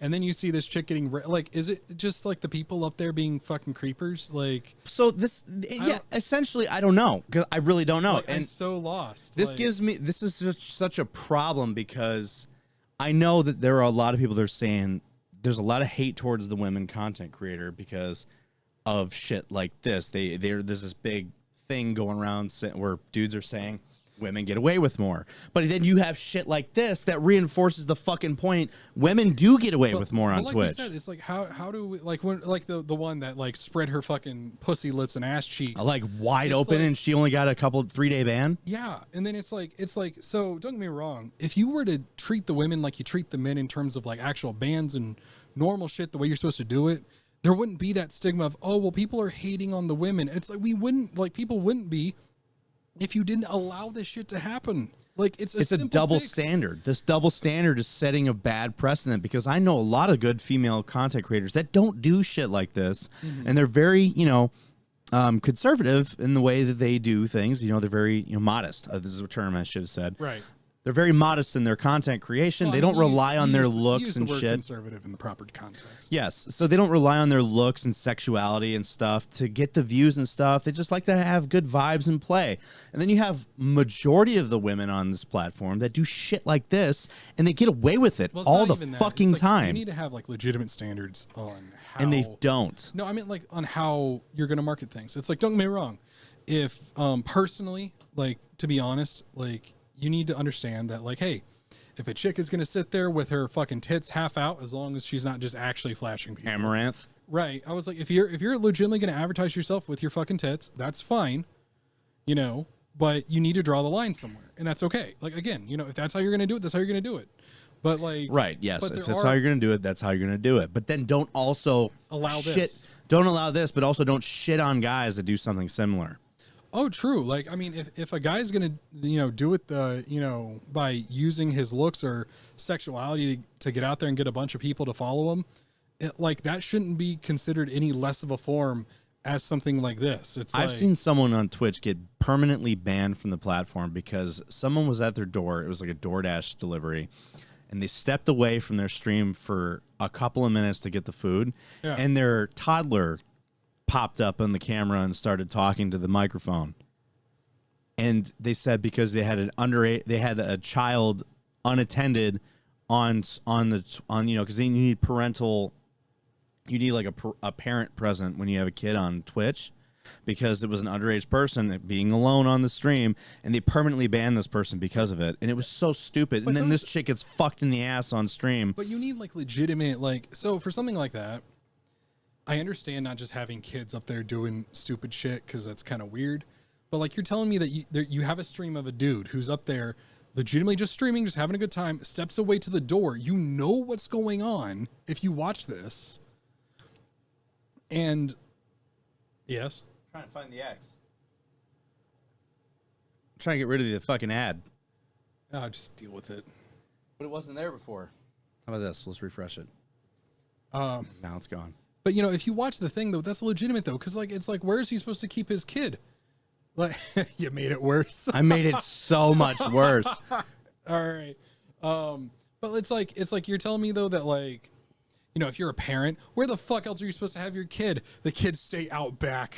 Like, put the kid in the backyard. Like, fuck. Like, I don't know. Like, I just don't understand. I don't either. Hey, let's continue. Let's get on it, because you know how long we're at an hour and 15. That's fine. So let's cruise through this shit. All right. All right, we're gonna talk about Ninja. So Ninja hints at leaving Twitch after an abrupt stream ending. Do it. So Twitch streamer Ninja abruptly ended a stream with comments that have fans speculating about a possible move to another streaming platform.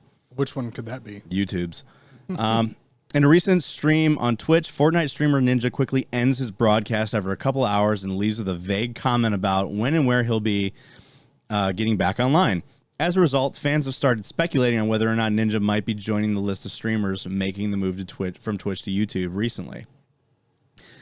In addition to ending this stream early, it would appear that Ninja has also taken steps to clean the slate on his online presence, such as through his Twitch and Twitter accounts. However, the only direct announcement from Ninja at the time of writing this was from a tweet claiming that he will be taking a break, seemingly from streaming in general. Makes sense. I mean, can't gig him on that. So, the inciting incident took place on Ninja's most recent stream, while online with fellow Twitch streamer Cypher PK, when an opposing player used one of Fortnite's divisive Rift items to quickly warp out of the fight. After another player, that's a thing. So if you don't want to fight anymore, you can just fucking warp away from it. So, from what I've seen, the Rift to go is kind of a thing where you can like put down a Rift, it puts you back up, and you can like fly away. That's so stupid. Anyway, so a player used the Rift to warp out of the fight. So after the other player used the Rift to go escape, Ninja simply stopped playing and signed off with a rant about how annoyed he's become with these items being spammed while playing. This abrupt end has been followed by Ninja tweeting, "I just need a break. I don't even know when I'll be back or where." Ooh. And changing his name, profile picture, and banner on Twitter. Similarly, the verified check and subscriber button have also been removed from Ninja's Twitch account, which is, can you do that manually? I have no idea. I don't either, because I'm not a cool guy. So this is what he said. This is a tweet. I never got a check mark. I never got a check mark. I'm not that fucking cool. And the specific phrasing of Ninja claiming not to know when he'll be back or, quote, where, that has fans speculating that this might mean that the streamer will be moving to a different streaming service. Some fans also assume this might be indicating that he could be looking to start playing a new game. I would want to also if I played Fortnite all the fucking time. I don't even like Fortnite, and I don't play it. Yeah, I don't play it. I played it a little bit, and I said, this sucks, and I didn't play it again. I played it with some friends on the no builds mode, and that it was okay. A lot of people said that the no builds mode is actually kind of fun. It can be. I played Warzone recently, last weekend, only because that was all that they had besides the single player games. I wanted to kill myself. I hated that game so fucking much. I actually found out that I'm really bad at that game on mouse and keyboard, but I'm actually much better on controller. Maybe it's muscle memory from when I used to play it, but I don't know what the new good shit is. And it's all new maps, so I don't know anything about these maps. Yeah. And just the way that people play that game is so different, because I've been playing Hell Let Loose. I've been playing a lot more tactical shit. You need to play Hunt Showdown, motherfucker. Fuck, dude. I'll get to it. Jesus. Get to it. Whatever. I don't believe you. You need to get into it. It's amazing. Everyone, play Hunt Showdown. It's a great game. Yeah. Considering recent... So this is talking about him playing a new game. Considering recent criticisms Ninja has made about Fortnite before his comment on Rift to Go items. However, there's also speculation from fans that this abrupt ending of a stream and the quick cleaning of his online accounts is a publicity stunt to fuel hype for a possible move to another streaming service.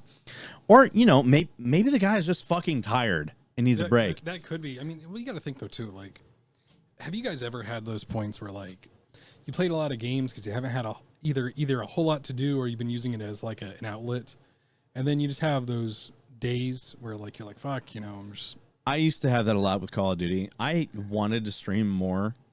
I'm gonna try. I'm gonna make it the good old college try. Now that Which my is school slightly schedule better is a than little the bit, try. my school schedule is a little bit better this time than it was last time. Yeah. So I'm gonna really try to stream more now that I'm, you know, I do have some of the time. The biggest issue is I fell behind on homework because I was in an accelerated class last semester, and then I took a trip. So I fell behind, and I was trying to play catch up, but so the homework obviously took priority. So I even to this day have only been streaming on my channel once, maybe twice a week, and I need to do it more. I really do. But I mean, it's okay to take a break. We calculated, it was a couple years ago. It was if Ninja took a day off, he would lose tens of thousands of dollars by doing so. That's insane. Which is insane. And now he's taking a hiatus for who knows how long. All right. So anyway, Well, because it's probably because he pushed himself until he's finally like, I really can't do this. it's mentally anymore. exhausting to do this shit. Well, you got to think though too, Especially if you're trying to be an online personality, that is also really that's exhausting. not really you. It's not you. I try to be myself. You know, I try to, and I'll fade off late in my streams. So after like 2.5 hours, I start to kind of dwindle away. Yeah. But you have to have this constant, what is it? A constant, unsustainable energy about yourself. Oh, of course. Of course. And if you're not naturally that kind of person, you can can't. even look at like our podcast, especially considering since me and Brock here do long form stuff. Well, it's different because for like 2 to 3 hours, we do an engaging conversation. True, but you can even tell by the end of our conversations, sometimes we're a little bit more put out. And could you imagine if you're doing that, like that's your job, you're doing that all the time. Mm-hmm. You know, and not even like how like, oh, that's me and Brock's job because, Brock gets money from this and stuff like that. And we rake in revenue to put back into this. Which I don't, by the way. But point is that like, could you imagine if like that's how you're getting all of your living though? Every bit of money that you have is by doing this. That's taxing. I would love to just only do this. Oh no, and it would be so much more sustainable if you could do only this and be like, cool, we're gonna. I've been getting asked a lot, like, why is this? Someone told me, they messaged me on Discord. They said, I just started listening to your podcast, and I'm kind of curious why you don't have more viewership and likes, because I really like this shit. And I get told this all the time. I really like your podcast. Why does it not have more likes and views? And I'm like, I don't fucking know. Maybe I might be doing something wrong on that aspect. Well, I think it'll also help too, like further along, because I'll still be here for a while. And it's not like me and Brock aren't friends outside of this, Yeah, I know. We just went to the Ren Fair. But the Ren Fair was fun. It was hurtful though because your boy just had a sleep study done, so I'm like an entire weekend now where I've been sleep deprived as fuck. Oh, I know. Oh my god. On the bright side though, I do have some disability coming my way though. That's fantastic. Hey, good thing you had that shit done now. Yeah. I wish I had it done now, but like for me, because I was overseas, if I wanted a sleep study done, they had to send me to Germany for it, and they just weren't fucking doing that. Yeah, they weren't going to be about that. Whereas like here, because I'm not in deployment, I'm in a training You're stateside. If you need to get sent off base to do it, they will. Oh yeah, exactly. And so it's been nice. It was a weird situation. I woke up tangled in wires. I am very curious when I get a CPAP how that's going to go for me. Well, I'm kind of in the same boat too because now I'm going to have to go back for an appointment to get the CPAP fitted. They're going to like fuck with it while I sleep and see what is best, Supposedly when you have that thing on, you get some of the best sleep you ever had. So I might be out like a fucking rock. Oh my god, yeah. I'm so maybe excited. I just won't move and I won't even notice it. Because when I did the sleep study, I slept just fine with it on. I mean, I had a hard time falling asleep because that's naturally me anyway. Well, yeah, exactly. But when I was asleep, I mean, I didn't pull that shit out of my face. I had a nose thing on and everything. Oh my god, the nasal cannula hurts so bad. I sleep on my stomach. So the finger thing stayed on me and shit. The finger thing stayed on, but like the because like sleep on your stomach. Yeah. You sleep on your stomach? Yeah, belly sleeper. I am a back sleeper. Comfortable. They told me you shouldn't do that. I said I kind of can't help that. And I move a lot in my sleep, but still, point is like I'm trying to fall asleep. My face is in the pillow, and it's like pushing the nasal cannula like up like into my septum. And I'm sitting there like the entire time, like, oh my god, I'm never gonna get to sleep because this thing, like, oh my god. Oh, it's because you get that fucking thing in your nose. Yeah, exactly. It's like, oh my god, fuck. But anyway. So let's get back to this. Yes. So this wouldn't be the first time that Ninja has left Twitch behind, as a streamer famously made the move to Mixer, which failed during his early rise in 2019. At the time of this writing, though, there have been no official claims from Ninja or any other or any related PR that the streamer will be making any moves from one streaming service to another. Regardless, considering that Ninja is still one of the Fortnite's top streamers, any move he makes will likely be a boon for any service that the streamer decides to move to. If he does move, I cannot imagine it being anything else but YouTube. I don't see it being anything else other than YouTube. So let's talk about this fucking drama shit here, right? So let me find an actual good article. I was having a hard time with this earlier. Maybe the top one will be good. Even though I'm really reluctant on anything Kotaku says because I hate them. All right, so, and then, of course, giant ad that... Yeah, the only time we didn't hate Kotaku is when they were talking about how Bobby Kotick tried to bribe them. Yeah, I know, right? And I was like, fuck yeah, Kotaku, go you. The big 100 Thieves nade shot underpayment allegations and responses explained. So, pro gaming organization 100 Thieves found itself embroiled in allegations for underpayment this week, levied primarily by former team member Aaron Frosty Puka. I almost said Puka. Is it Puka? Puka? I don't know. Puke. But the wake of Puka's statements, content creators have rallied en masse behind the org's leadership. Founded in 2017 by former Call of Duty pro player Matthew Nadeshot Hag, 100 Thieves runs pro teams for games like League of Legends and Valorant, so it's not just COD. Okay. And, of course, sells merch on the side. It also counts entertainment industry multi-hyphenate Drake. Oh, yeah, Drake. And prolific talent manager Scooter Braun, who reps Justin Bieber, Ariana Grande, and other incandescently popular musicians. Among its co-workers, last year, the content creators Rachel Valkyrie Hofstetter and Jack Courage Dunlop, both of whom were part of 100 Thieves as members, officially became co-owners as well. You know who Courage is, right? Nope. So over the weekend, Puka slammed 100 Thieves on Twitter in a Twitch stream for predatory payment practices. Puka signed with 100 Thieves back in 2019 alongside with 3 other team members, Joseph Mako, Kesley, Brandon Avalanche Thomas, and a third streamer known as Classify, who together comprised a subsidiary content creation team known as The Mob. By early last year, they had all parted ways. In a series of tweets, Puka said they were paid little, $16.50 a month, and required to live in an expensive house, $10,000 a month in rent, split among 4 people. He also claimed that 100 Thieves took 95% of their sponsorship income. Puka later clarified that the extent house wasn't a requirement, but rather that the contract the mob signed with 100 Thieves stipulated the house they live in be within a 10-minute journey from Hag's house of operations. In a since-deleted tweet, Puka also noted that he made $60,000 per year. Of course he deleted it because it looked bad. Oh, you can't afford your half of a $10,000 a month place on a $60,000 income? I mean, you also part of the, here's the other thing. Here's where he also fucked up. The contract that they signed with 100 Thieves stipulated the house had to be within 10 minutes from Nadeshot's house. They could have easily negotiated that to say, hey, living within that area is not within our price range. Yeah. Could we live somewhere else?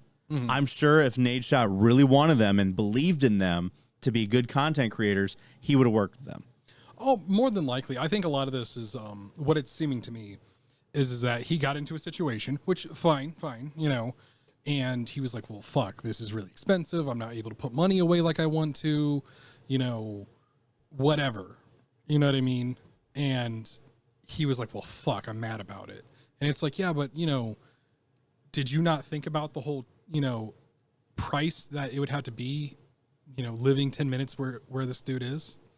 Well, I'm sure he could have also easily made more than this, but according to Nadeshot, it didn't seem like he was performing. So we'll actually dive into more of that. Okay. So last night, Hag, this was a couple of days ago, actually. I want to say it was Friday. Hag addressed the allegations on a Twitch live stream.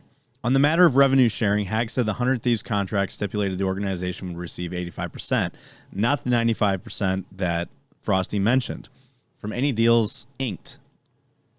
Hag is Nadeshot, by the way, also said that 2 of the 3 deals the mob signed, 100 Thieves only took 35% of the revenue. Beyond that, Hag said that 100 Thieves' internal stats show that the mob did not stream regularly enough. The regularly produced streams with fewer than 100 concurrent viewers. Puka said in the house they lived in was perennially plagued by internet connectivity issues. It's a messy situation, one that's still unfolding as folks from both sides chime in with takes. Dexerto Dylan Horeski has an encyclopedia counting all of the events to date. Barstool's rundown is pretty solid too. But following Hag's stream last night, prominent members within the 100 Thieves sphere have shared public messages of support for the organization. So 100 Thieves YouTuber Noah J456 Johnson said that his 6 years with 100 Thieves has been treated respectfully. Both creator Brooke A.B. Ashley and graphic designer Kevin Raw Zoki said that Hag has heart. Two people who allegedly broken a deal with the mob corroborated Hag's accounts of the revenue sharing. Classify, Puka's former team member of the mob, weighed in saying, regardless of what happened, please do not stop taking chances on smaller content creators for your org because of this incident. Of course, many of the people joining the public sphere to sing the praises of 100 Thieves have financial or employment stake in the matter, so their statements should have been taken with a grain of salt. But that's not the case for everyone who's spoken out. Classify is no longer affiliated with 100 Thieves and have joining Pro Gaming org Native Gaming, following a stint with Mr. Beast's Content Creator Collective. You know who that is, right, Mr. Beast? Mm-hmm. I've written this line a bunch in my career, but I can't recall the time where it applies more than now. This is a developing story. 100 Thieves cannot be reached for a comment. So essentially, Frosty's saying that they weren't making enough, saying that Nadeshot was being very unfair.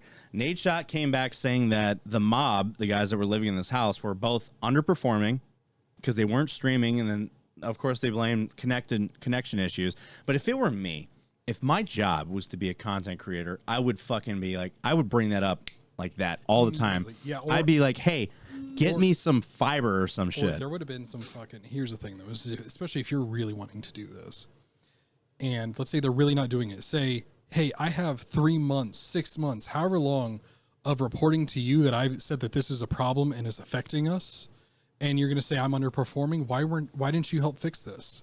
You put me in an expensive area, so I can't afford to do that. So that's what Frosty is saying. No, but he would have came out with an account, though, because here's the thing about Nadeshot. Nadeshot said, hey, I know that he said, what was it, 95% of whatever came in? So Frosty said 95%, Nadeshot said 85%. Yes, but Nadeshot also said that the contract states 85%. Mm-hmm. You know what I mean? Don't get me wrong. Is it a lot? Yes, but you agreed to it. You know what I mean?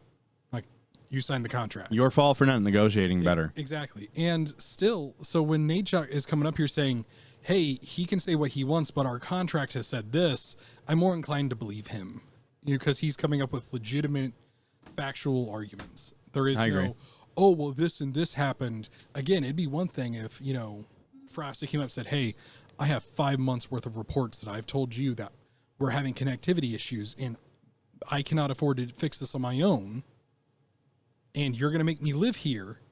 You know what I mean? Here's the issue. How can we get this fixed? And you didn't respond. Sure, I'd be up in arms for him.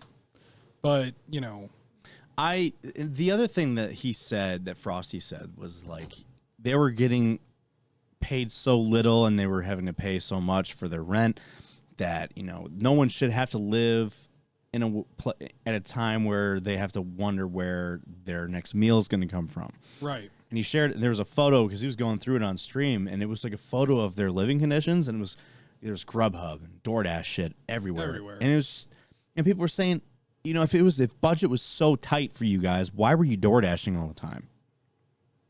Oh yeah. When I remember when money was tight for me, the first thing I got rid of was DoorDash. I didn't DoorDash shit. I never started using DoorDash. I used DoorDash because during COVID, it was really hard to get. Going grocery shopping was a pain in the dick. I don't know. And so DoorDashing was more convenient, and then the money started getting expensive because DoorDash upcharges on all the food. Oh yeah, I bet they do. No, like their prices are more, even if you go to pick it up and don't pay for delivery, the prices of the food itself, DoorDash just charges $2 more per item. Still, I expect that. So DoorDash is more expensive. Hell, I've bought there's been time where I was ordering Chipotle.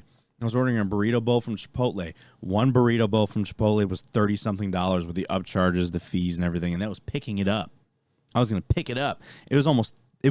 No, I'm sorry, 2 burrito bowls, one for me and one for Alicia, was almost $50 for just 2 burrito bowls. And I go there to get it myself to order it there, $20-something, because burrito bowls are obviously like $10 a piece there. But on DoorDash, they charge $20-something per each one. It's so fucking stupid. So Frosty saying these things, okay, I understand. One, you should have negotiated better. Oh, yeah. To try to get, I'm sure Nade Shot would have been more flexible, saying, especially nowadays with the housing market. Well, also, and then that was the other thing. He was claiming that the housing in that area was insanely expensive. And when he actually went in there to see the prices for rent, it was half of what he said it was. no, so it's $5,000. It was about $5,000-6,000 a month, but split between 4 people. 4 people all making probably around $60K. That's Yes. not awful. $60K, and then whatever else they make, 100 Thieves gets 85% of. So they're making $60K just off the bat, and whatever else they made was going, to them and to the organization. Yeah.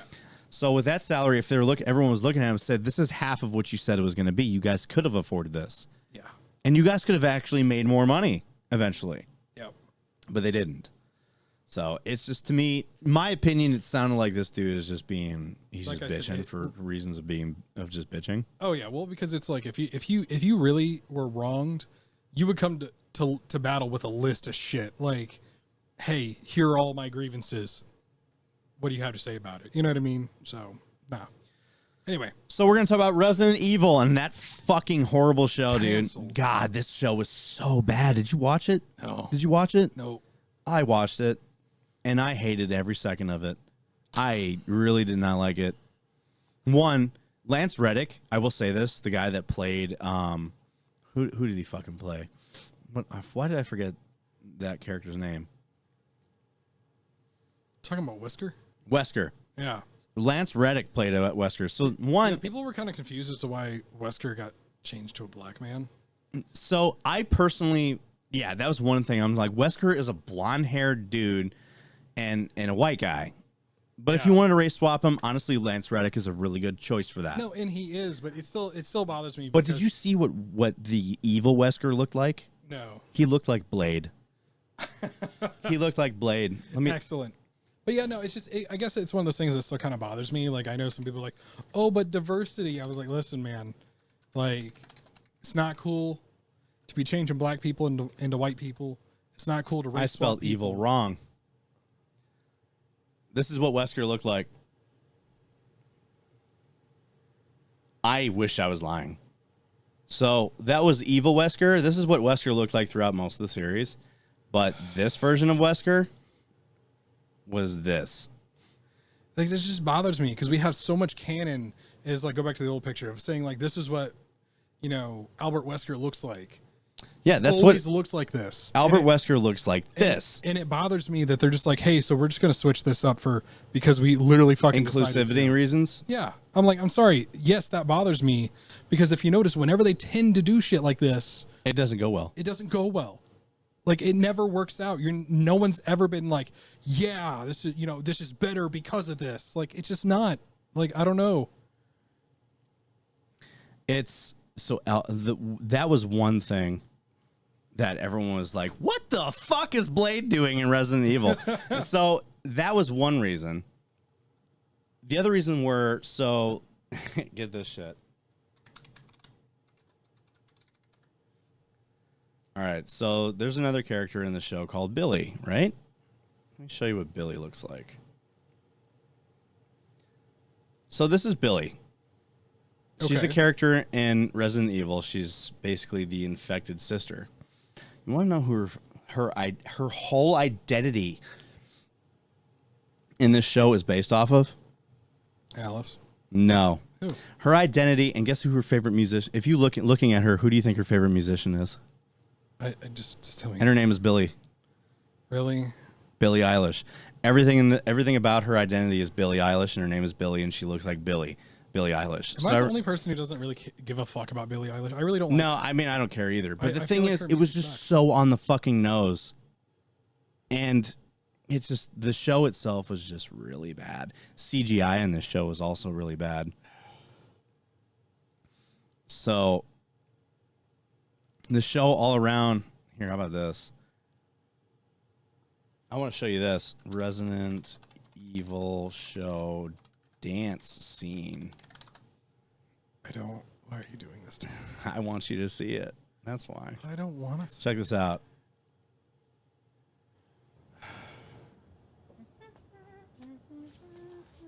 Evelyn? Beautiful 180, crazy, thinking about the way I was that the heartbreak changed me, baby. But look at where I ended up. If you wanna believe that anything could stop. So that chick is like one of the main antagonists of the show. And they threw that in there, and everyone was looking at it like, "What the fuck is this shit, dude?" That's to me that looks like super like really bad product placement. Hey, you know, an artist really wanted to pay you money to put their song into it, and you said And you cool. shoehorned it in and any you way you had could. no idea where to put it, so you just said, "Fuck it, we're just gonna have her dance to it." It I looks know. so bad. I don't have any other context, but like, oh my god, so good, it's dead. Yeah. So and Resident Evil was canceled after one season. Good. So let's talk about why. So I in think we already talked about why. there's probably more reasons. Netflix's reason. I want to know. So in news that's unlikely to surprise you, that's how universally disliked this show was.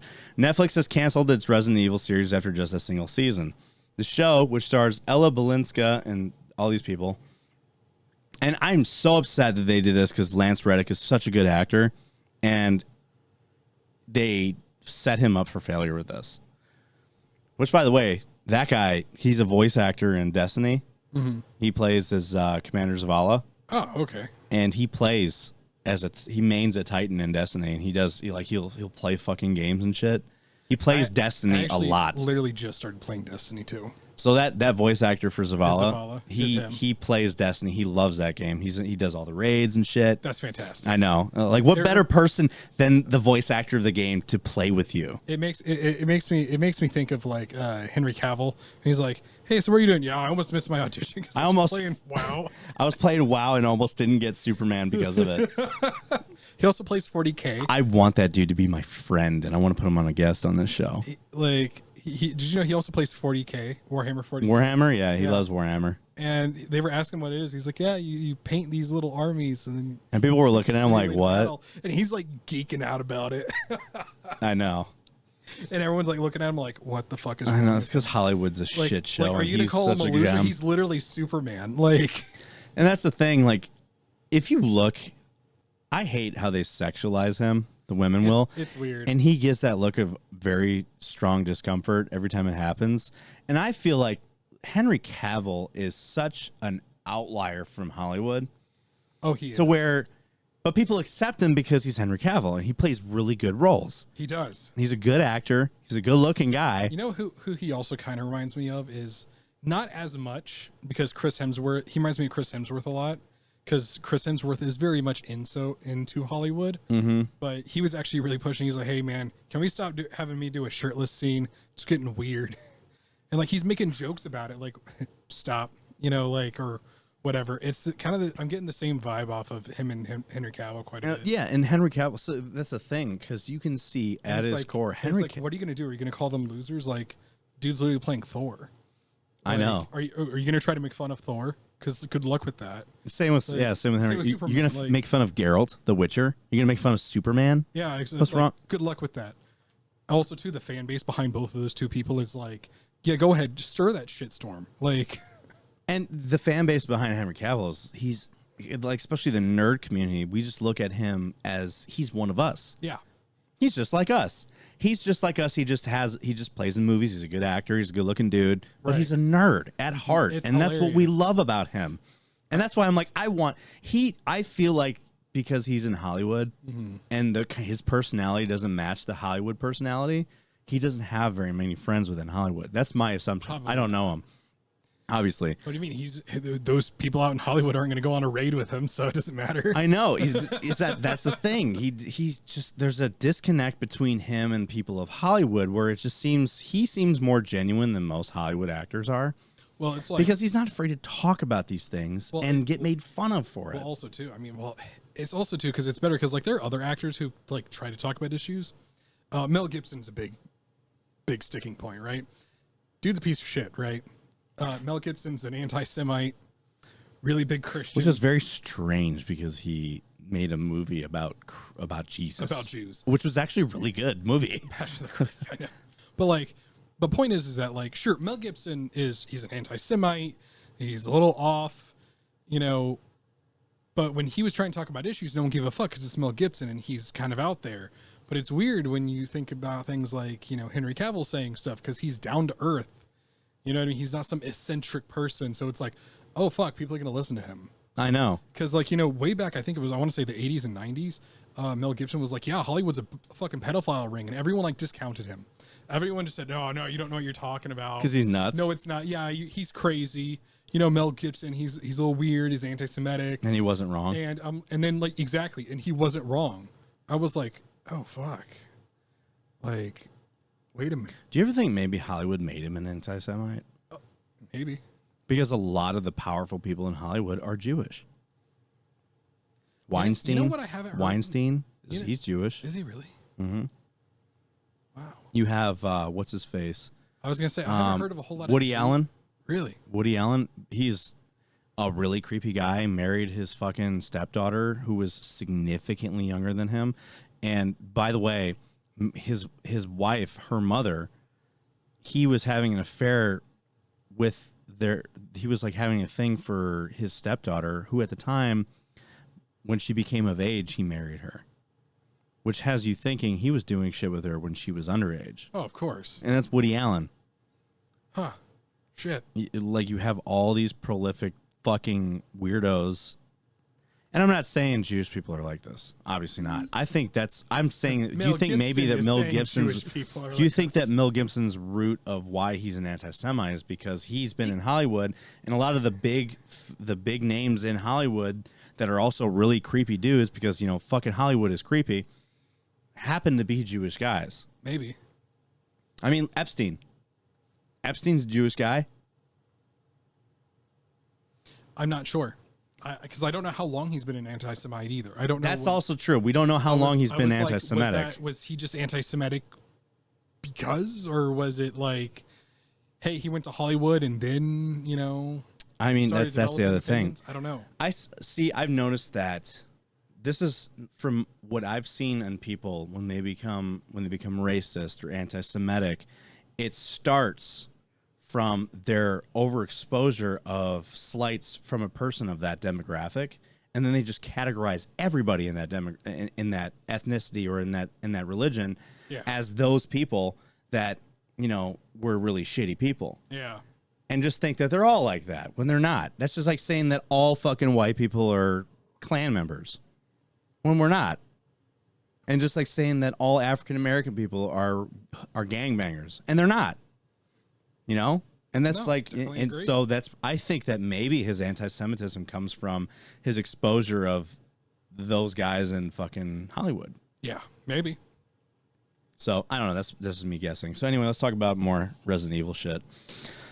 So the show was so I said, as a drama, did not have particularly strong showing in Netflix's top 10 in cost versus viewing is the streamer's leading renewal criterion.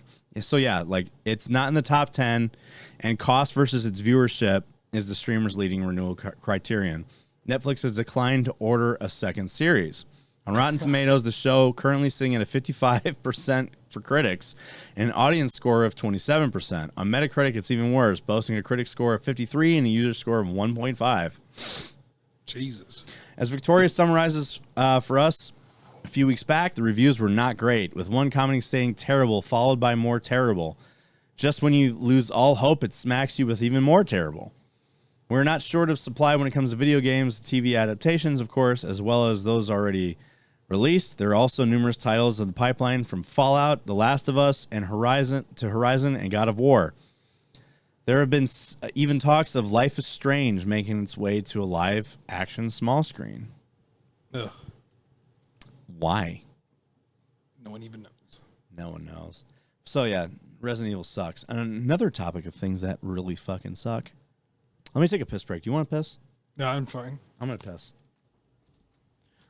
I'll be right back. So, all right, we're back. So, we're going to talk about Madden. Yes. So, before we go on this rant about how fucking horrible Madden is, and I will say this, EA has the monopoly on football video games. Yeah. And the worst part is, and I also blame the NFL for this, Roger Goodell has renewed EA's contract for the Madden franchise for another 4 or 5 years until 2026, I want to say. Good Lord. So, and EA has every year it's the same fucking game, and now they're charging more for it. They're charging $70. And by the way, the Madden, like the really high end edition of this game, you know what the only different thing about the game is? What? You get more loot box shit. And the menu what could you is possibly be getting out of loot boxes for a fucking that's NFL how you game. that's how you when you create your own team and shit for the online mode to get better statted players is through loot boxes. Oh my god, Jesus! So you can't just grind. You can only grind and have these players get so good, but the loot boxes is the stat cards that you get in the loot boxes are the only thing that sets them even farther. Oh my god, it's so bad. It's been like that for years. And people still keep fucking buying it. So, and the more expensive version of this game is a menu with Madden back in the 70s and 80s when he was still a coach. That's it. That's the only difference. You spent $100-something on a video game that has just a slightly different menu. Oh my god. I know. And now they're charging $70 average for this game. And all it is, it's a fucking roster update. That's it. That's all it is. And they said it's the most polished version of the game that they have yet. However, it still has the same bugs from the last several years of Madden. Good. So EA's latest football game is getting terrible reviews from just about everyone because it fucking sucks. And I'm sorry, listen, I will say this because, you know, Chris with Regiment was also, and Arpit from BR Paradox was also saying they love Madden. Stop it. Get some help because Madden is not good. It's the same shit, and stop buying it. Because when you stop buying it, the NFL also has no incentive to get rid of this contract with EA to make EA do something better. You are paying yearly $80 or more for a live service game that could just be a roster update. That's it. Yeah. That's the only thing that changes. Nothing else in this game is ever different. It's the same thing. There's even been instances of games prior having assets from the game before that still in the game. The menu for Madden 20 still had Madden 19 in it on the menu. And you know what they did to fix it? They moved the menu to hide it better. Good. That's it. That's all they fucking did. And I'm just like, dude, what the fuck are we doing here? And when people actually talk to Roger Goodell, some interviewers is like, hey, Mr. Goodell, what do you think about EA's handling on the Madden franchise? And he says, I think EA is doing a fantastic job.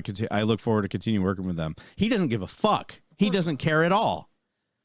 And that's why it won't change, because there's no incentive for Roger Goodell to take that away from them, because they still make more money off the fucking store than everything else. Fuck the game. They don't even have referees in the game because they said that they couldn't afford to mocap the referees, even though this deal they had with the NFL is tens of billions of dollars of a deal. They couldn't even put referees in it. No, there's no referees in the game. None on the field at all. Why? Hell, even the guys on the bench don't even react when you're doing an amazing play. The crowd doesn't react. There's no halftime shows in the Super Bowl. This game is dog shit. Stop buying it. Anyway. I don't know. So I rarely play Madden. I haven't played it since Madden 08. And I don't understand the excitement. Again, it's fun when you get a bunch of people around, because I know I referenced it earlier. You know, when, you know, get a Madden tournament going, everyone gets drunk and starts, you know, playing the game, which is fine. I played football growing up, so I had no interest in playing a video game on it. I know, same. So, I've noticed that. it's like- But that's actually not always true, though. A lot of guys that are real athletes still play the game because they. I mean, and that's fine, but like, I'm not those guys. In my opinion's obviously better than theirs. The NFL players, you mean? Yes, of course. Okay, go on. Well, it's because I've done more than one thing in my life. Okay, like, That's fair. I mean, I'm just saying, legitimate argument there. But like, no, it's just, I don't know, man. Like, I played like 14, 15 years of football. Like, sure, would it be cool to play it again? Yeah, of course it would. Do I need to play it in a video game? Not at all. Like, I don't know. Get something more exciting. Sorry, you got fantasy. You can literally do whatever you want in a fucking video game, and you decide to play football. You should have jumped on that chance when you were younger there, kiddo. I know. So another year, another Madden. This time around, however, EA devs promised the most polished version in years. The reality appears to be much different as negative reviews pour in on Steam and Metacritic. In fact, even some of the NFL pros have featured in the game are trashing it. First game out of Madden 23 hung 50 on a kid. Don't get it twisted, the game is still hot garbage. Shake my head. Tweeted New York Giants receiver Darius Slayton a day after the early access launch. Just in its first week, Madden 23 has been a lightning rod for all sorts of frustrations. Despite new-gen field sense technology that's supposed to make every play feel more organic and lifelike, and an overhauled face of the franchise career mode, bugs and other shortcomings remain. It's still Madden, for better or for worse, wrote Polygon's Owen Good. Plenty of people have decided it's for the worse. Damn. So McCole Hardman Jr. stated that this might be the worst Madden ever. So Madden 23 menus are absurdly laggy. Madden YouTuber Matthew MMG Meager tweeted recently, 5-second input delay on everything. This isn't an 8,000 FPS Skyrim mod, EA. Let's get it together. Which is true. 5-second input lag on a fucking menu. Former East Carolina University safety Warren Saba isn't pleased either. 0 out of 10 gameplay is awful, he tweeted at the Madden count this week. Damn. Negative reactions have been pouring in on Metacritic as well. The PS5 version on its 60 sits at a 68 among critics and a 2.0 out of 10 among users. That's in line with how it's scored in recent years, but still significantly down from Madden 19 and before, when the series would break into the low 80s. Madden 23 currently has a 451 user reviews on Steam, with over 300 of which are negative. Many of them... So out of 451 user reviews, 300 are bad. Many of them complain about the PC version being being a port of the last-gen console version of the game, and thus lacking new features like field sense. Meanwhile, clips have blown up online that show weird glitches, oversights, or apparent incidents of self-sabotage. Some players have reported an issue in the franchise mode where their progress gets taken back to several weeks earlier in the season. That's the other thing. So they would have to shut down their console in order to get this to get their franchise mode to work again, because the games were counting as practice games and not actually counting. So they'd have to shut their console off, and it would set them back weeks. So the franchise mode currently is broken. Oh, good. Others have complained about the mode accidentally releasing key free agents at pivotal moments. A video on the TikTok account, Not Jackson Kenyon, showed a breakout running play headed for the end zone cut short when their own AI teammate tripped them. Man, y'all, fuck Madden 23. Look at this shit. I read that shit perfect. Cut it back up the middle. This finna be a touchdown. What the fuck is Kenny Galladay doing? He just sitting there, he looking. But nah, watch this. This motherfucker sticks his leg out. Sticks that shit out. Bruh. Oh my god. I can't believe that shit. Another video from Twitch streamer Logan Samuel showed Madden 23 bugging out on a play celebration. Despite being downed after a catch, the game decided to play. The play was still live, and the receiver went from dancing to scoring a touchdown while the defensive tackles went berserk to no effect.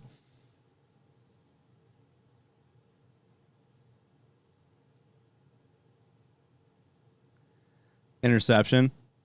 He starts celebrating, and the play is still live, and he can't get out of it because it's a celebration. Fucking. Oh my god. And he's like, "What the fuck?" And they couldn't tackle him because it was a celebration. It wasn't. Yeah. what else is there? Hang on. My God. I lost it. Hang It's on. been a long time since I've seen a bug that fucking bad. I know. Hang on. Where to go?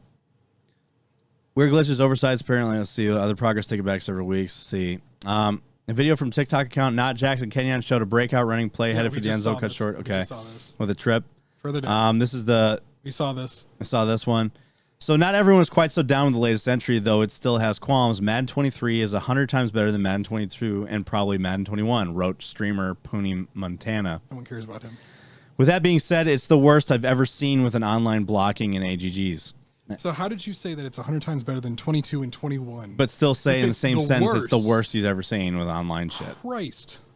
Notably, even the people ripping on Madden 23 still bought 23.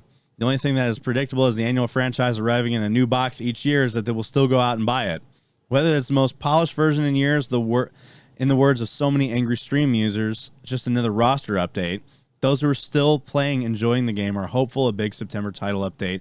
And there won't be. There won't be a fucking update because they have no reason to do it. They just add shit to the store. I remember seeing a video. Angry Joe did a fucking video on this whole thing where he was showing dudes faking their excitement for like, wow, look at this menu. Look, the graphics of the words are so fucking nice.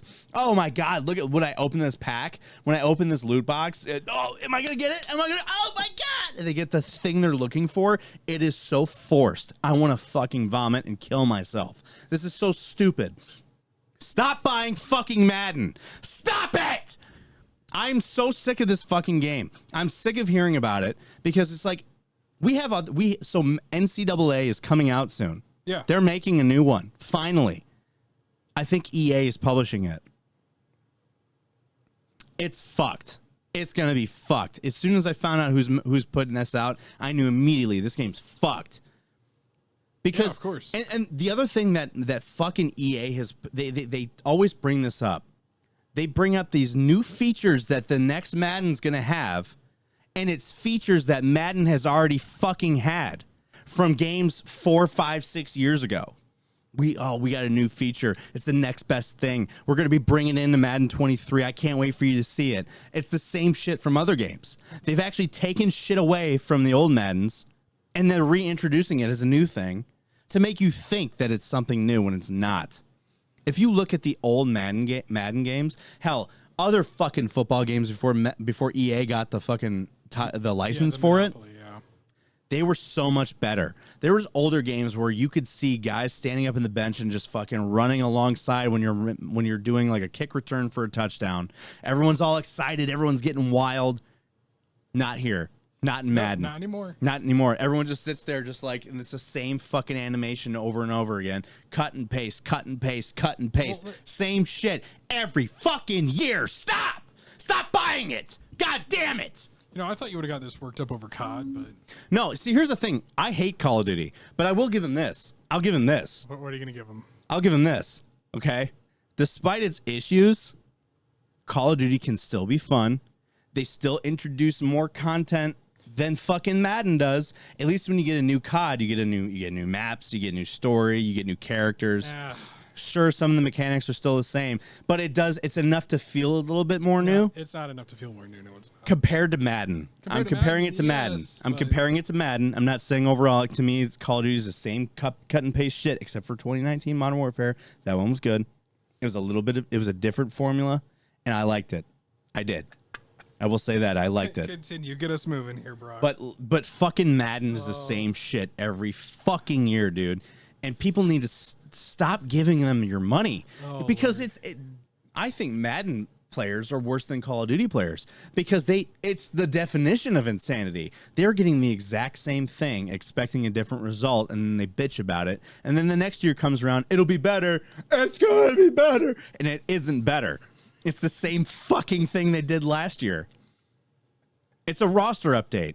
Why doesn't EA just, since they're all such fucking hard dicks about live service, why don't they just go ahead and make Madden a live service game and just update the roster every year so you just buy it once? You know, that would actually make a lot of fucking sense. It would. Everyone's been calling, if you're going to do Madden, this. For Madden, that would make a lot of fucking sense. If you're going to do this, stop making people pay a lot of money for the same fucking thing, and you changed one thing in the game, and that's the names of people.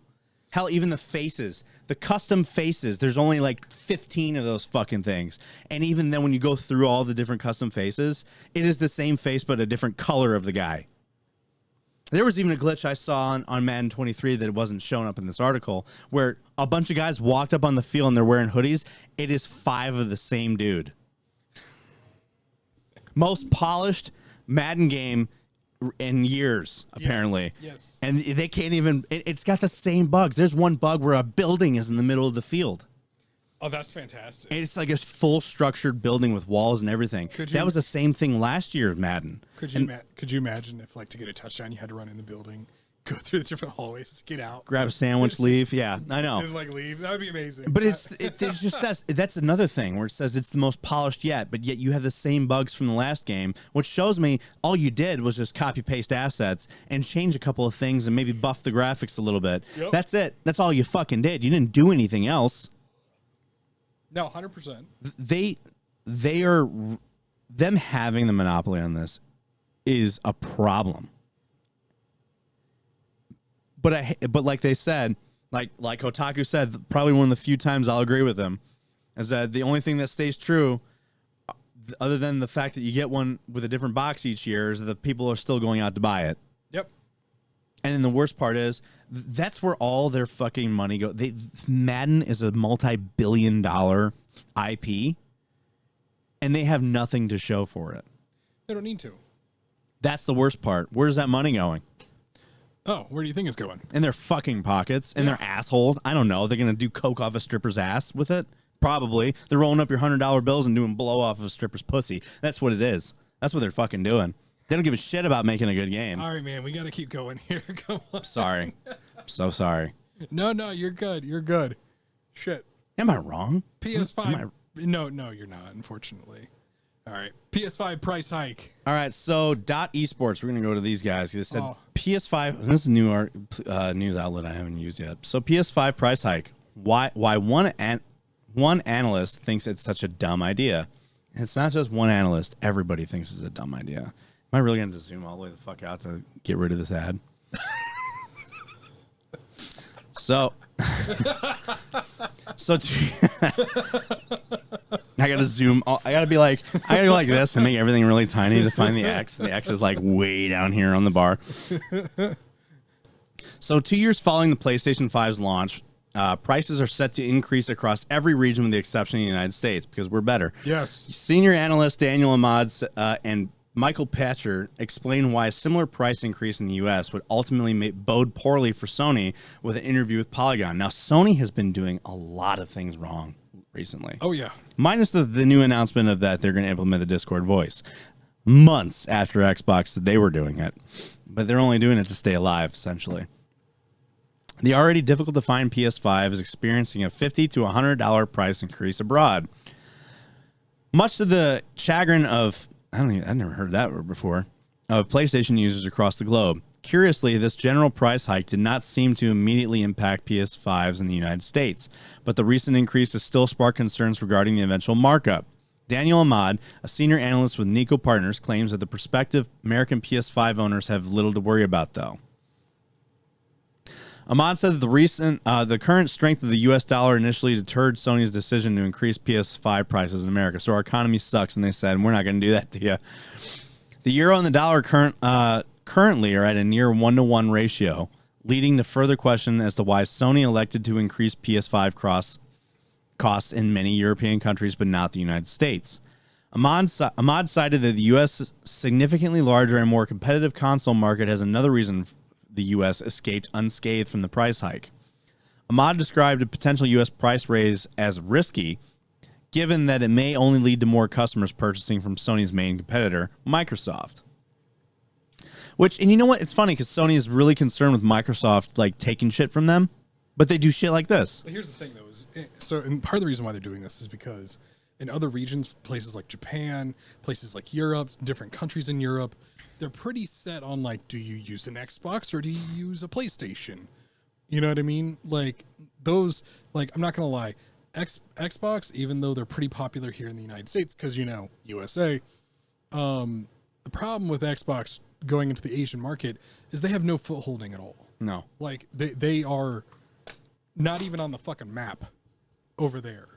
So in the console wars, every console war, Sony has blown Microsoft out of the water by like millions and millions of copies of consoles. And people are like, well, why? I'm like, because not only is Sony competing with Microsoft here in the US and in Europe, but places like Europe and Asia are almost exclusively PlayStation. So there's almost no competition there. I know. That's why. So fellow analyst Michael Pasher said that while the U.S. is currently safe from a price increase, the American market will not always be so infallible. If they have a chance to raise the price in the U.S., Sony probably will do so, Pasher said, but raising the price is such a dumb idea. I'm hopeful they'll learn their lesson and keep it limited to other markets. Sony conceding higher prices in the United States appears to be the company acknowledging the potential dangers of its competitor. Microsoft, which has not battled the supply issues Sony has dealt with for the newest console, only stands to gain from the price hike. Instead of attempting to take an extra $50 from its customers, potential risk of lost sales, Sony seems content with the American market in its current state. But the problem is, you're not going to be able to compete with Microsoft because Microsoft stated they're not changing the prices of the Xbox. This is going to hurt Sony more than it's going to help them. Oh, yeah. Because the U.S. market, yes, we are probably the more prominent market, but Europe and Canada is also a big market for you too. So Microsoft is only going to profit from this. And now you have the... so hold on. I wonder, does that include Canada as well? Because Yeah. I said European, not... It does include Canada. I looked into it. Oh, it's did it? basically every market except the U.S. Huh. So there are markets like Canada, Europe, I think Asia too.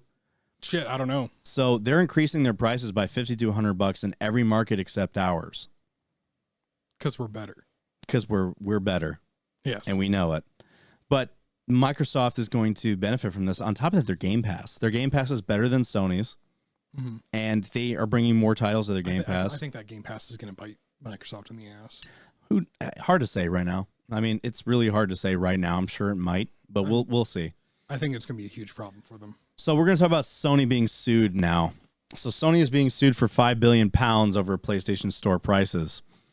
Let me zoom in a bit. Sony is being sued for $5.9 billion over the price of its online PlayStation Store prices, with the plaintiff claiming Sony overcharging consumers and abusing its position as a primary seller of PlayStation games digitally.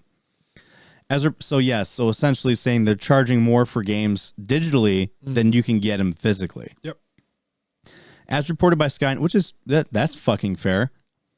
As reported by Sky News, consumer rights advocate Alex Neil, the ex-managing director of nonprofit consumer advice organization, which UK is leading the legal action, and said the game is up for Sony PlayStation.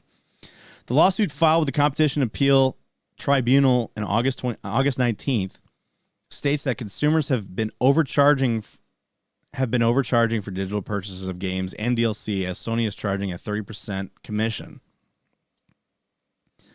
So with legal action, I'm standing up for the millions of UK people who have been unwittingly overcharged.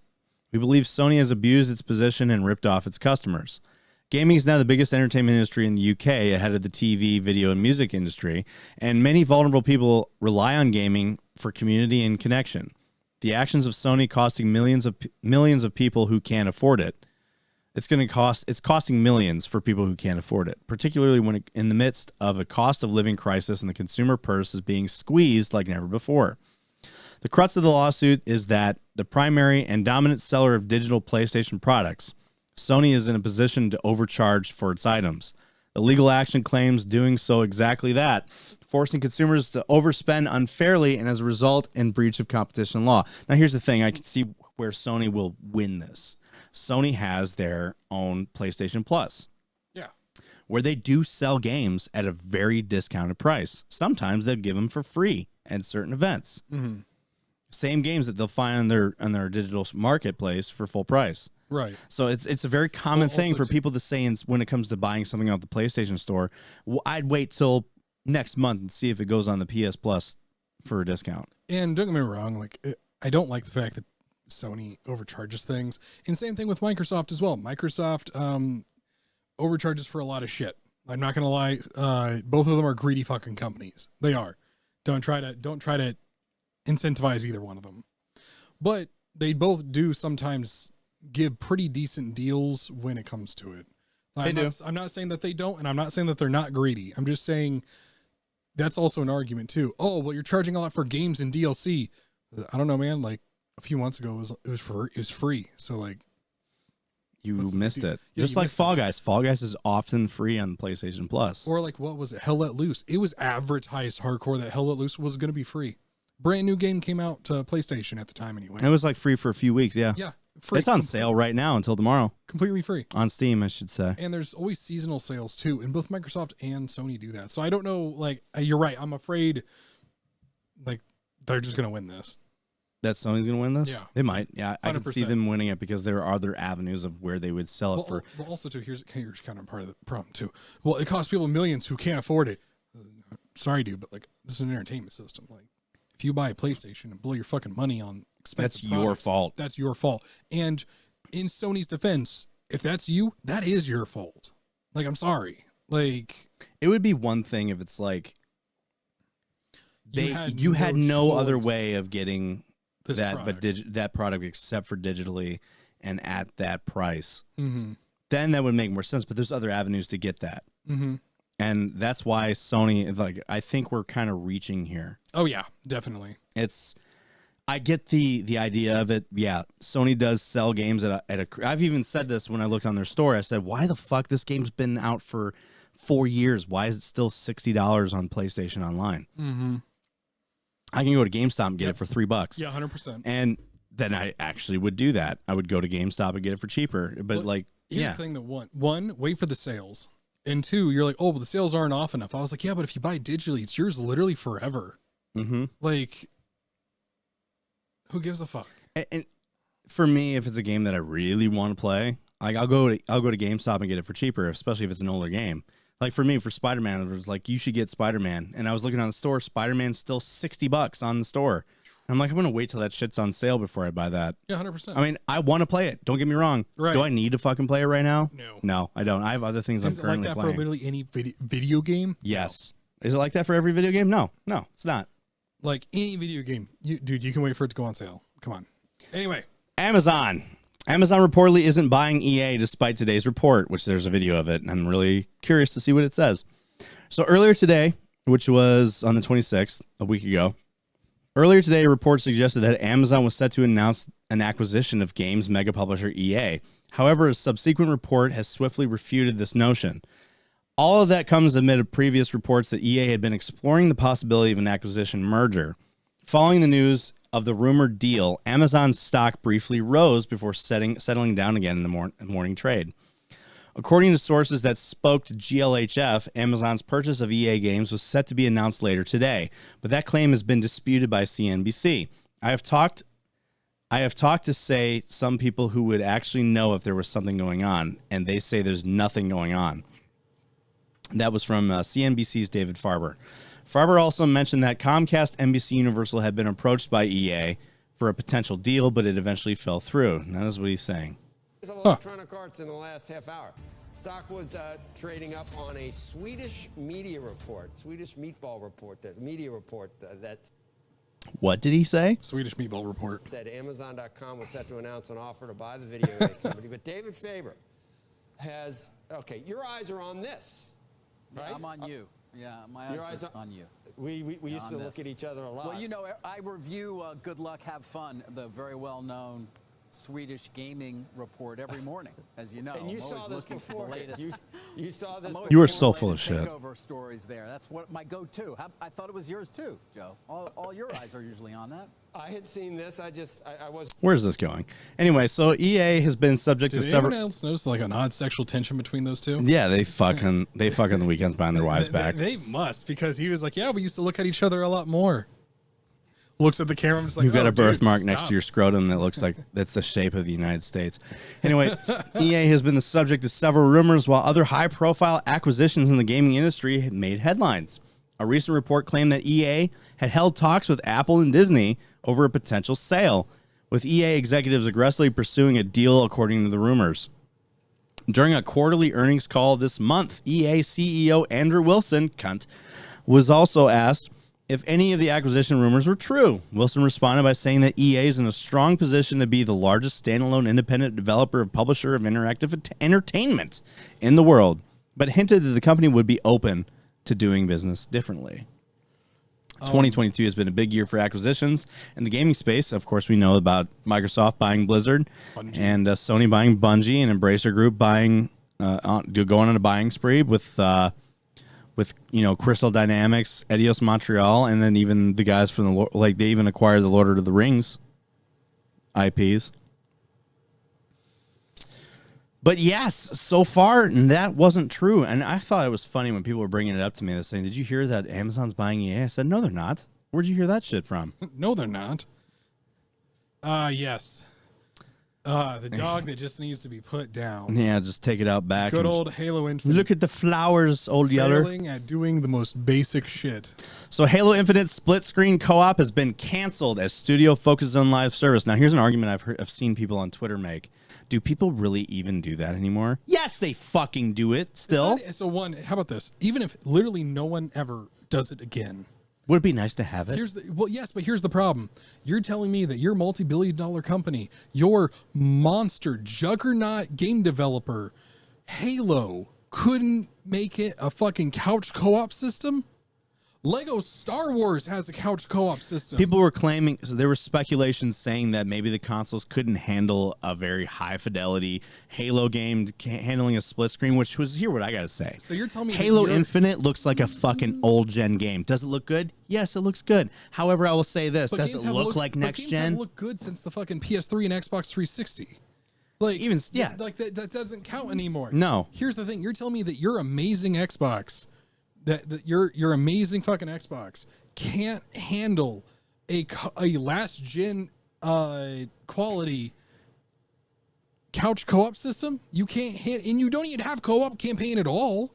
So you're telling me that you can't make a basic ass game without a multiplayer at all. And now your multiplayer system's completely dead, and you can't, and now you're dropping everything to fix it. I was like, no, put Halo Infinite in its fucking shallow grave where it belongs. It's dead. You're not bringing it back.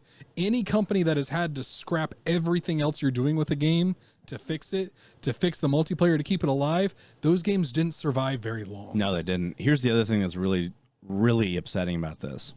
This is a feature that had been promised for years. Oh, of course. Since they announced it. Oh, we're going to bring back split screen co-op. And now they're saying, no, we're not. And the reason why is because they want to focus on, the season pass The shit. moneymaker, of course. So Halo Infinite developer 343 is growing and improving the game in a number of exciting ways. But unfortunately, for some, the promised local couch co-op feature has been canceled. The studio confirmed today that it has canceled the local campaign co-op for Halo Infinite because it's choosing to allocate development resources elsewhere, which is the live service thing. 343's developers will focus on Halo Infinite's live service and not local couch co-op. You fucking bitches! In order to improve and accelerate ongoing live service development, meaning they don't have content. They have not been releasing content how they should for a live service game. No. And the content they released is so lackluster. And they're doing it in a way that no one asked for. Do you know how their battle pass system works? No. So each season has a new battle pass. Okay. However, that battle pass will not let you complete it. Even if you grind it endlessly till the end of the season. If you grind it, it stops you at a certain point, and you can no longer upgrade. You can no longer advance in that battle pass. And here's what they do. The next season, a new battle pass comes out with new stuff in it that you can only grind for so far. And then a few months down the line, that battle pass that you couldn't go up in starts back where you left off. And then you can advance. But here's the catch. So let's say you have a battle pass for this season. Okay. It only lets you go so far. The next season comes out, that battle pass is gone, a new battle pass comes out, and that one only lets you go so far. That goes away after that season. The next season that comes out, let's say that has the battle pass from that other season. It starts where the time gate was. So if you started that battle pass during that season, you can't get any of the rewards from before. But if you already did get all that shit, sure, you can continue going. So it fleshes it out. You can't finish a battle pass in one season. You have to finish it over a course of several seasons. And if you start a season or two late, you can't go back and earn the rewards prior. So that's how they modeled it. And no one likes that. So that's the other thing. They have no tangible content. They're focusing on their battle pass and the skins and stuff. That the thing that people are asking for is tangible content, like maps, modes. That's the other thing that's lacking in this game is maps and modes. Like some of the old school maps, Blood Gulch is still not in this game. And that was one thing that everyone thought is a given. That's in every Halo game. And it's not there in this one. So the maps are missing. Modes are missing. They're just now talking about releasing a new mode. They release modes every fucking 5 or 6 months. It's just so how they flesh out their live service is so wrong. Like I said, you failed at doing the most basic shit. You should have had the couch co-op and even non-local co-op, like just online co-op. They said I know. So I hope they discuss the online co-op because I don't know what the future of that is. Because, well, so far it's not here. No, and that shit should have been done before you released the game. That shouldn't have been that. Everyone who is a Halo fan right now, who has Halo Infinite, should have immediately told 343 to go fuck themselves as soon as you told me you didn't already have this in the game. You know the game was delayed for a year. I don't give a fuck. So you released a game that was not finished. Yes, that's it's true. One thing to say, hey guys, we're working on a battle pass. We're working on some DLC content that will be along in a few months. Cool, like that's okay because you still completed the game and then said we're gonna add stuff onto it later. That's fine, whatever, not a problem. But you're telling me basic shit that you fucking promised, you stupid scumbags. You promised a co-op campaign. You don't even have online co-op. The game's been out for a year now, and we still don't have a co-op campaign. Not at all, in no capacity. And you're telling me that you're worried about the online pass? If you gave a fuck about this franchise at all, you would completely kill off everything to do with your fucking multiplayer. Tear every bit of it down. Put in the co-op. If you have time between now and you making another installment, because we know they're not just going to let Halo peacefully die. No, they're going to ring it out for everything that it is. So I only brought up the delay because the game was delayed for a year, which is a hefty delay for a game. Right. So they announced it, they announced the date, and then they also showed it, and it looked so bad. And people delayed it. So even with the delay, they still couldn't add these things. It makes me wonder, it's like, what the fuck were you doing? Like, I understand that the elites looked really fucking bad before I saw them. They looked better. I was there. They look better. And that's great. But you're telling me it took you a year to unfuck your I think you meant the brutes. You meant the brutes. No, I thought it was the elites. It was the brutes. Whatever. Point is that you're telling me it took you a year to unfuck your quality control when it comes to your artwork, but you couldn't put in a co-op campaign in any capacity. It's not even like, hey, we have online co-op, like, or hey, we have couch co-op, but we're waiting to put on the online co-op. No, you don't have anything that you fucking promised. And your multiplayer sucks. Your campaign, because it doesn't have co-op, fucking sucks. No one was like, hey man, I'm really glad to go through Halo 2 by myself. Sure, we did it because, back then there wasn't as much to do. But no one was like, yeah, Halo 2 or Halo 3 was so much better because it had single player co-op. Like, no, that's not what people did it for. They did it for the multiplayer and for the co-op campaigns. Mm-hmm. Like, here's why multiplayer sucks. Multiplayer is fun for a bit, but it sucks because you realize, like, after a certain amount of time, nothing's different. It's all the same shit over and over and over again. Even if and there's very few modes to make that, to make that feel better. So at first, the multiplayer is like, wow, this feels like Halo again. But they still have so many missing modes that they haven't added. And who knows what else is going on in here. Whether or not it's a temporary or permanent shift away from the development of couch co-op is unclear. It's permanent, I guarantee it.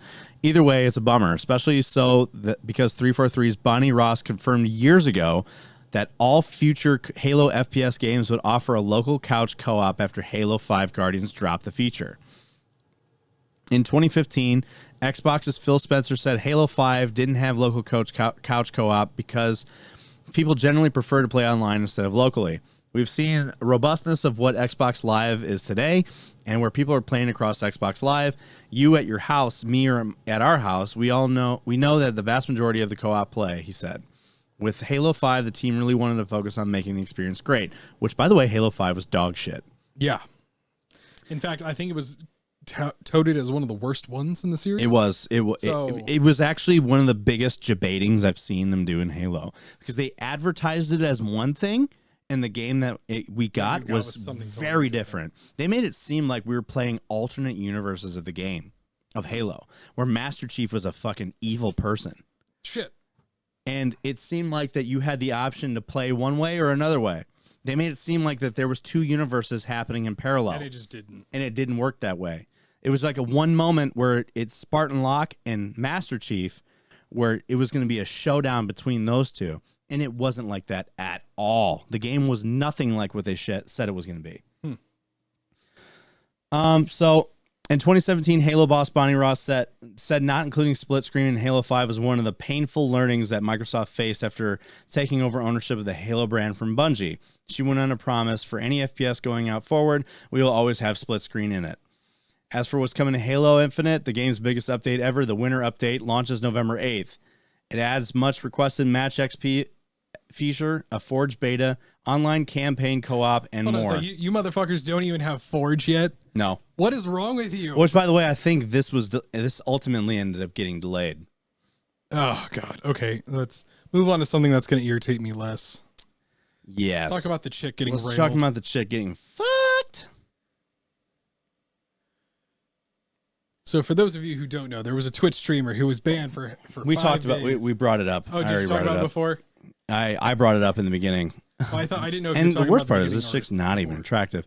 So streamer Kimika was banned on Twitch after she was caught trying to have stealthy sex during a live That broadcast. still sounds weird. But Stealthy access to her sex. account has been restored after 7 days. Christ. During a live broadcast on August 24th, Kamika and her unknown partner were caught having sexual relations while she responded to her chatters. So she knew she was streaming. She thought they couldn't see it. That's so weird. Why would you talk to someone like online while you're actively having sex? I don't know. Like, Kamika and her unknown partner were caught having sexual relations while she responded to her chatters. A clip of the incident began to circulate on the live stream fails subreddit, which resulted in a swift ban. However, the ban was not indefinite. Kamika told esports reporter Jake Lucky that her ban was only for a week, and she provided further proof to former Twitch streamer Gideon in the form of an email Twitch sent her. Now, 7 days after the news broke of her ban, Kamika can return to streaming on Twitch as her channel has been unbanned. Kamika unbanned after having sex on stream. So let's talk about actually during the ban.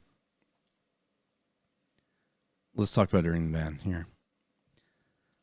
So, new Twitch streamer temporarily banned from the platform after allegedly having sex. Oh, this is a very short article. Christ. And this is the face she made during it. And she was like, it was an accident. It was an accident. So she only opened her channel on July 22nd, July 2022, and recently only had a handful of followers on Twitch, but overnight she became an internet celebrity for the wrong reasons.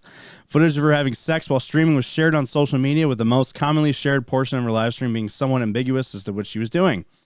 However, those watching the stream in real time grew suspicious as they noticed some weird movements and a change in Kamika's facial expressions. On closer inspection, some fans noticed cheeky reflections on Kamika's window that revealed that her partner was standing behind her and seemingly getting down to business. At another point, the camera caught her partner right behind her and became more obvious what was going on. Kamika reportedly spoke out about the incident of Full Squad Gaming, Jake Lucky, and claimed that it was a drunken accident, that she ended up live streaming as soon as she realized her mistake. She ended the live stream as she knew what she was doing and was talking to people during it. Surprisingly, Kamika only got a 7-day ban from Twitch, although she's now worried that it may be extended, which it wasn't, as news of the incident spreads. Kamika hasn't posted anything on social media since that day, and it's still unknown whether she'll make a return to Twitch or any platform. She's not the first streamer to make headlines about her steamy content, as Amaranth also rose to fame for hot tub streams and farting in a jar, and been banned multiple times for lewd content. Her fans won't be seeing her again anytime soon, as Amaranth lost her streaming room in a hot tub explosion.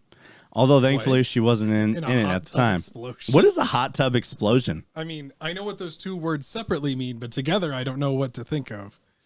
Jake Lucky said, she told me it was a drunken accident and ended stream quickly. I think something this stupid warrants a permaban. And I agree.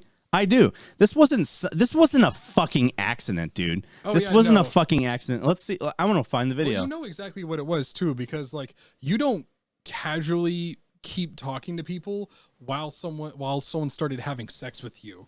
Like that's No. not something that No. your brain is prepared for. She told this dude, "Hey, stick it in my ass," part of the way through the stream. Like Facts. She knew what she Facts. was doing. She did. She knew exactly what she was doing. I want to find the video. I don't know if you're gonna find the video. I will find the video. Oh Jesus. You know what we're talking. It doesn't really show. You can't really see much. You only. Oh, right, but like still, I mean, I'm not worried about what we're showing here. You showed me way too much porn on this podcast. I show you some horrible shit. All right, I don't. Here's the problem. To be So honest, if I didn't work in medicine, I'd probably be much more horrified than I know, than we dude. were, but I apologize for putting you through so much shit. no, you don't. You're right. I don't. I don't. I know. Not at all. Not at all, I think dude. the only one that really threw me off was the very first time that you showed me porn, and because it started off like it looks like just porn. The corn cob. Yeah, the corn cob. It's corn. Well, oh god, no. A big lump of Nas. It has the juice. It has the juice. That song lives in my fucking brain, and I Oh, want to blow my brains I out. know. And the kid's adorable, but I'm like, why did you do this to us? But yeah, because that porno that you showed me there, that one like started off like a normal porno, and at first I was like, oh, this is getting weird, dude. Why are you showing me porn? Here it And is. Here it is.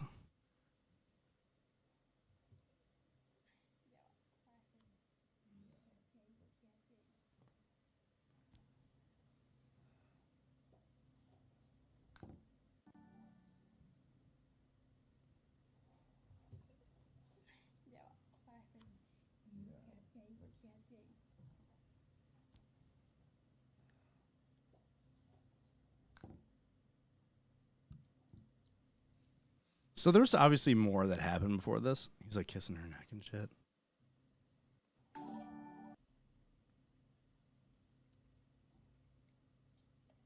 She's like, I'm drunk and it was an accident. No, it wasn't. Oh, wait. I realized that we're not actually showing it. Tell me this bitch isn't getting railed. She fucking knows. She knows.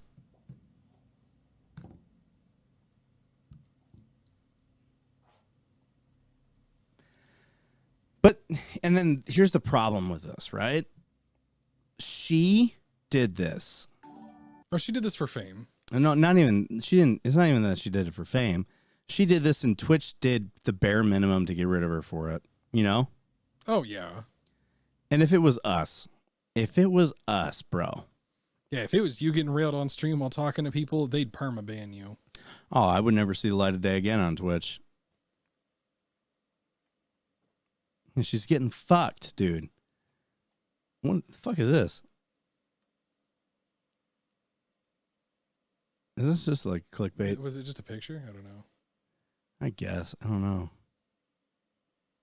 They probably tried to get rid of the other stuff as much as possible. Here's the thing about the internet, bro. You can never get rid of I mean, anything. yeah, I know, but still.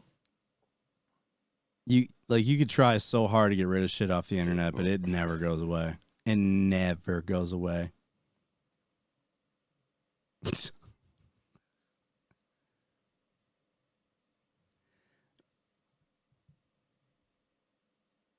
Wait, I'm trying to find like the actual fucking video, because I'm sure there's got to be more than just her realizing what she's doing.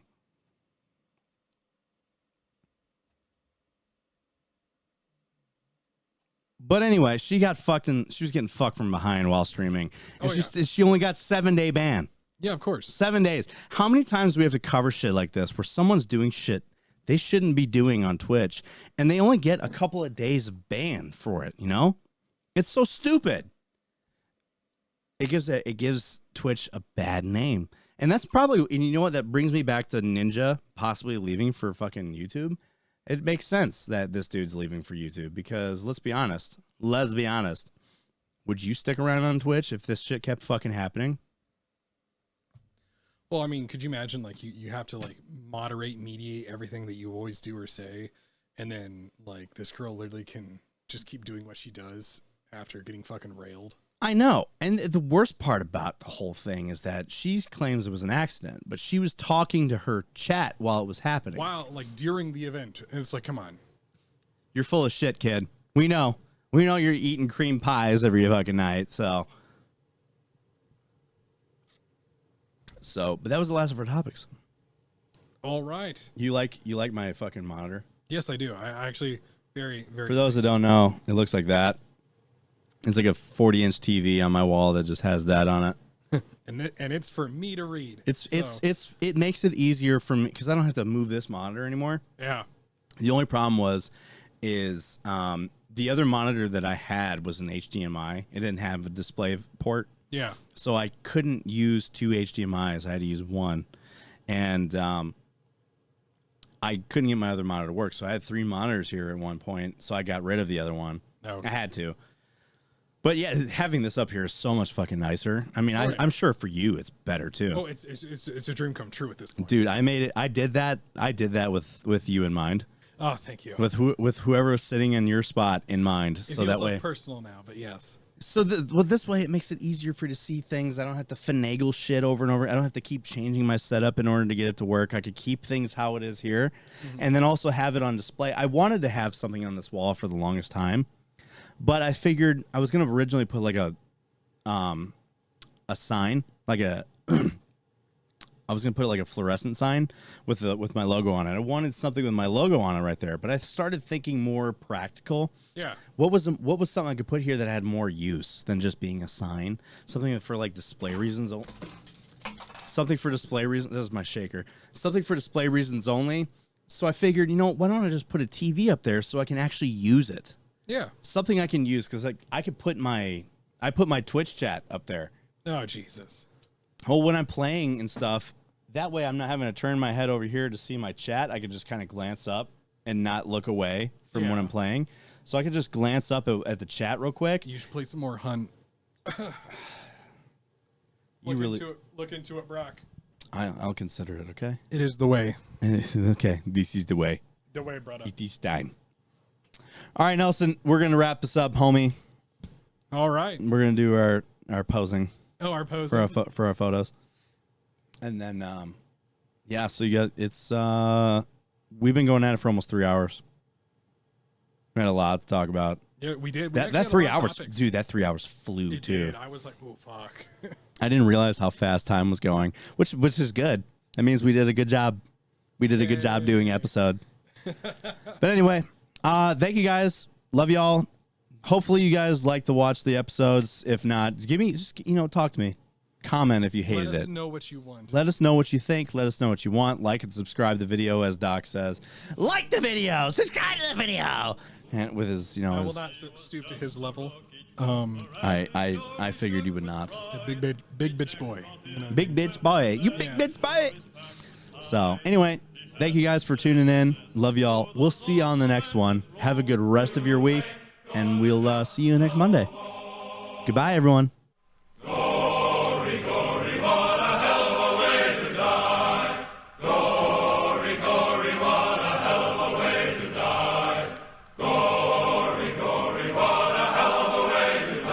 He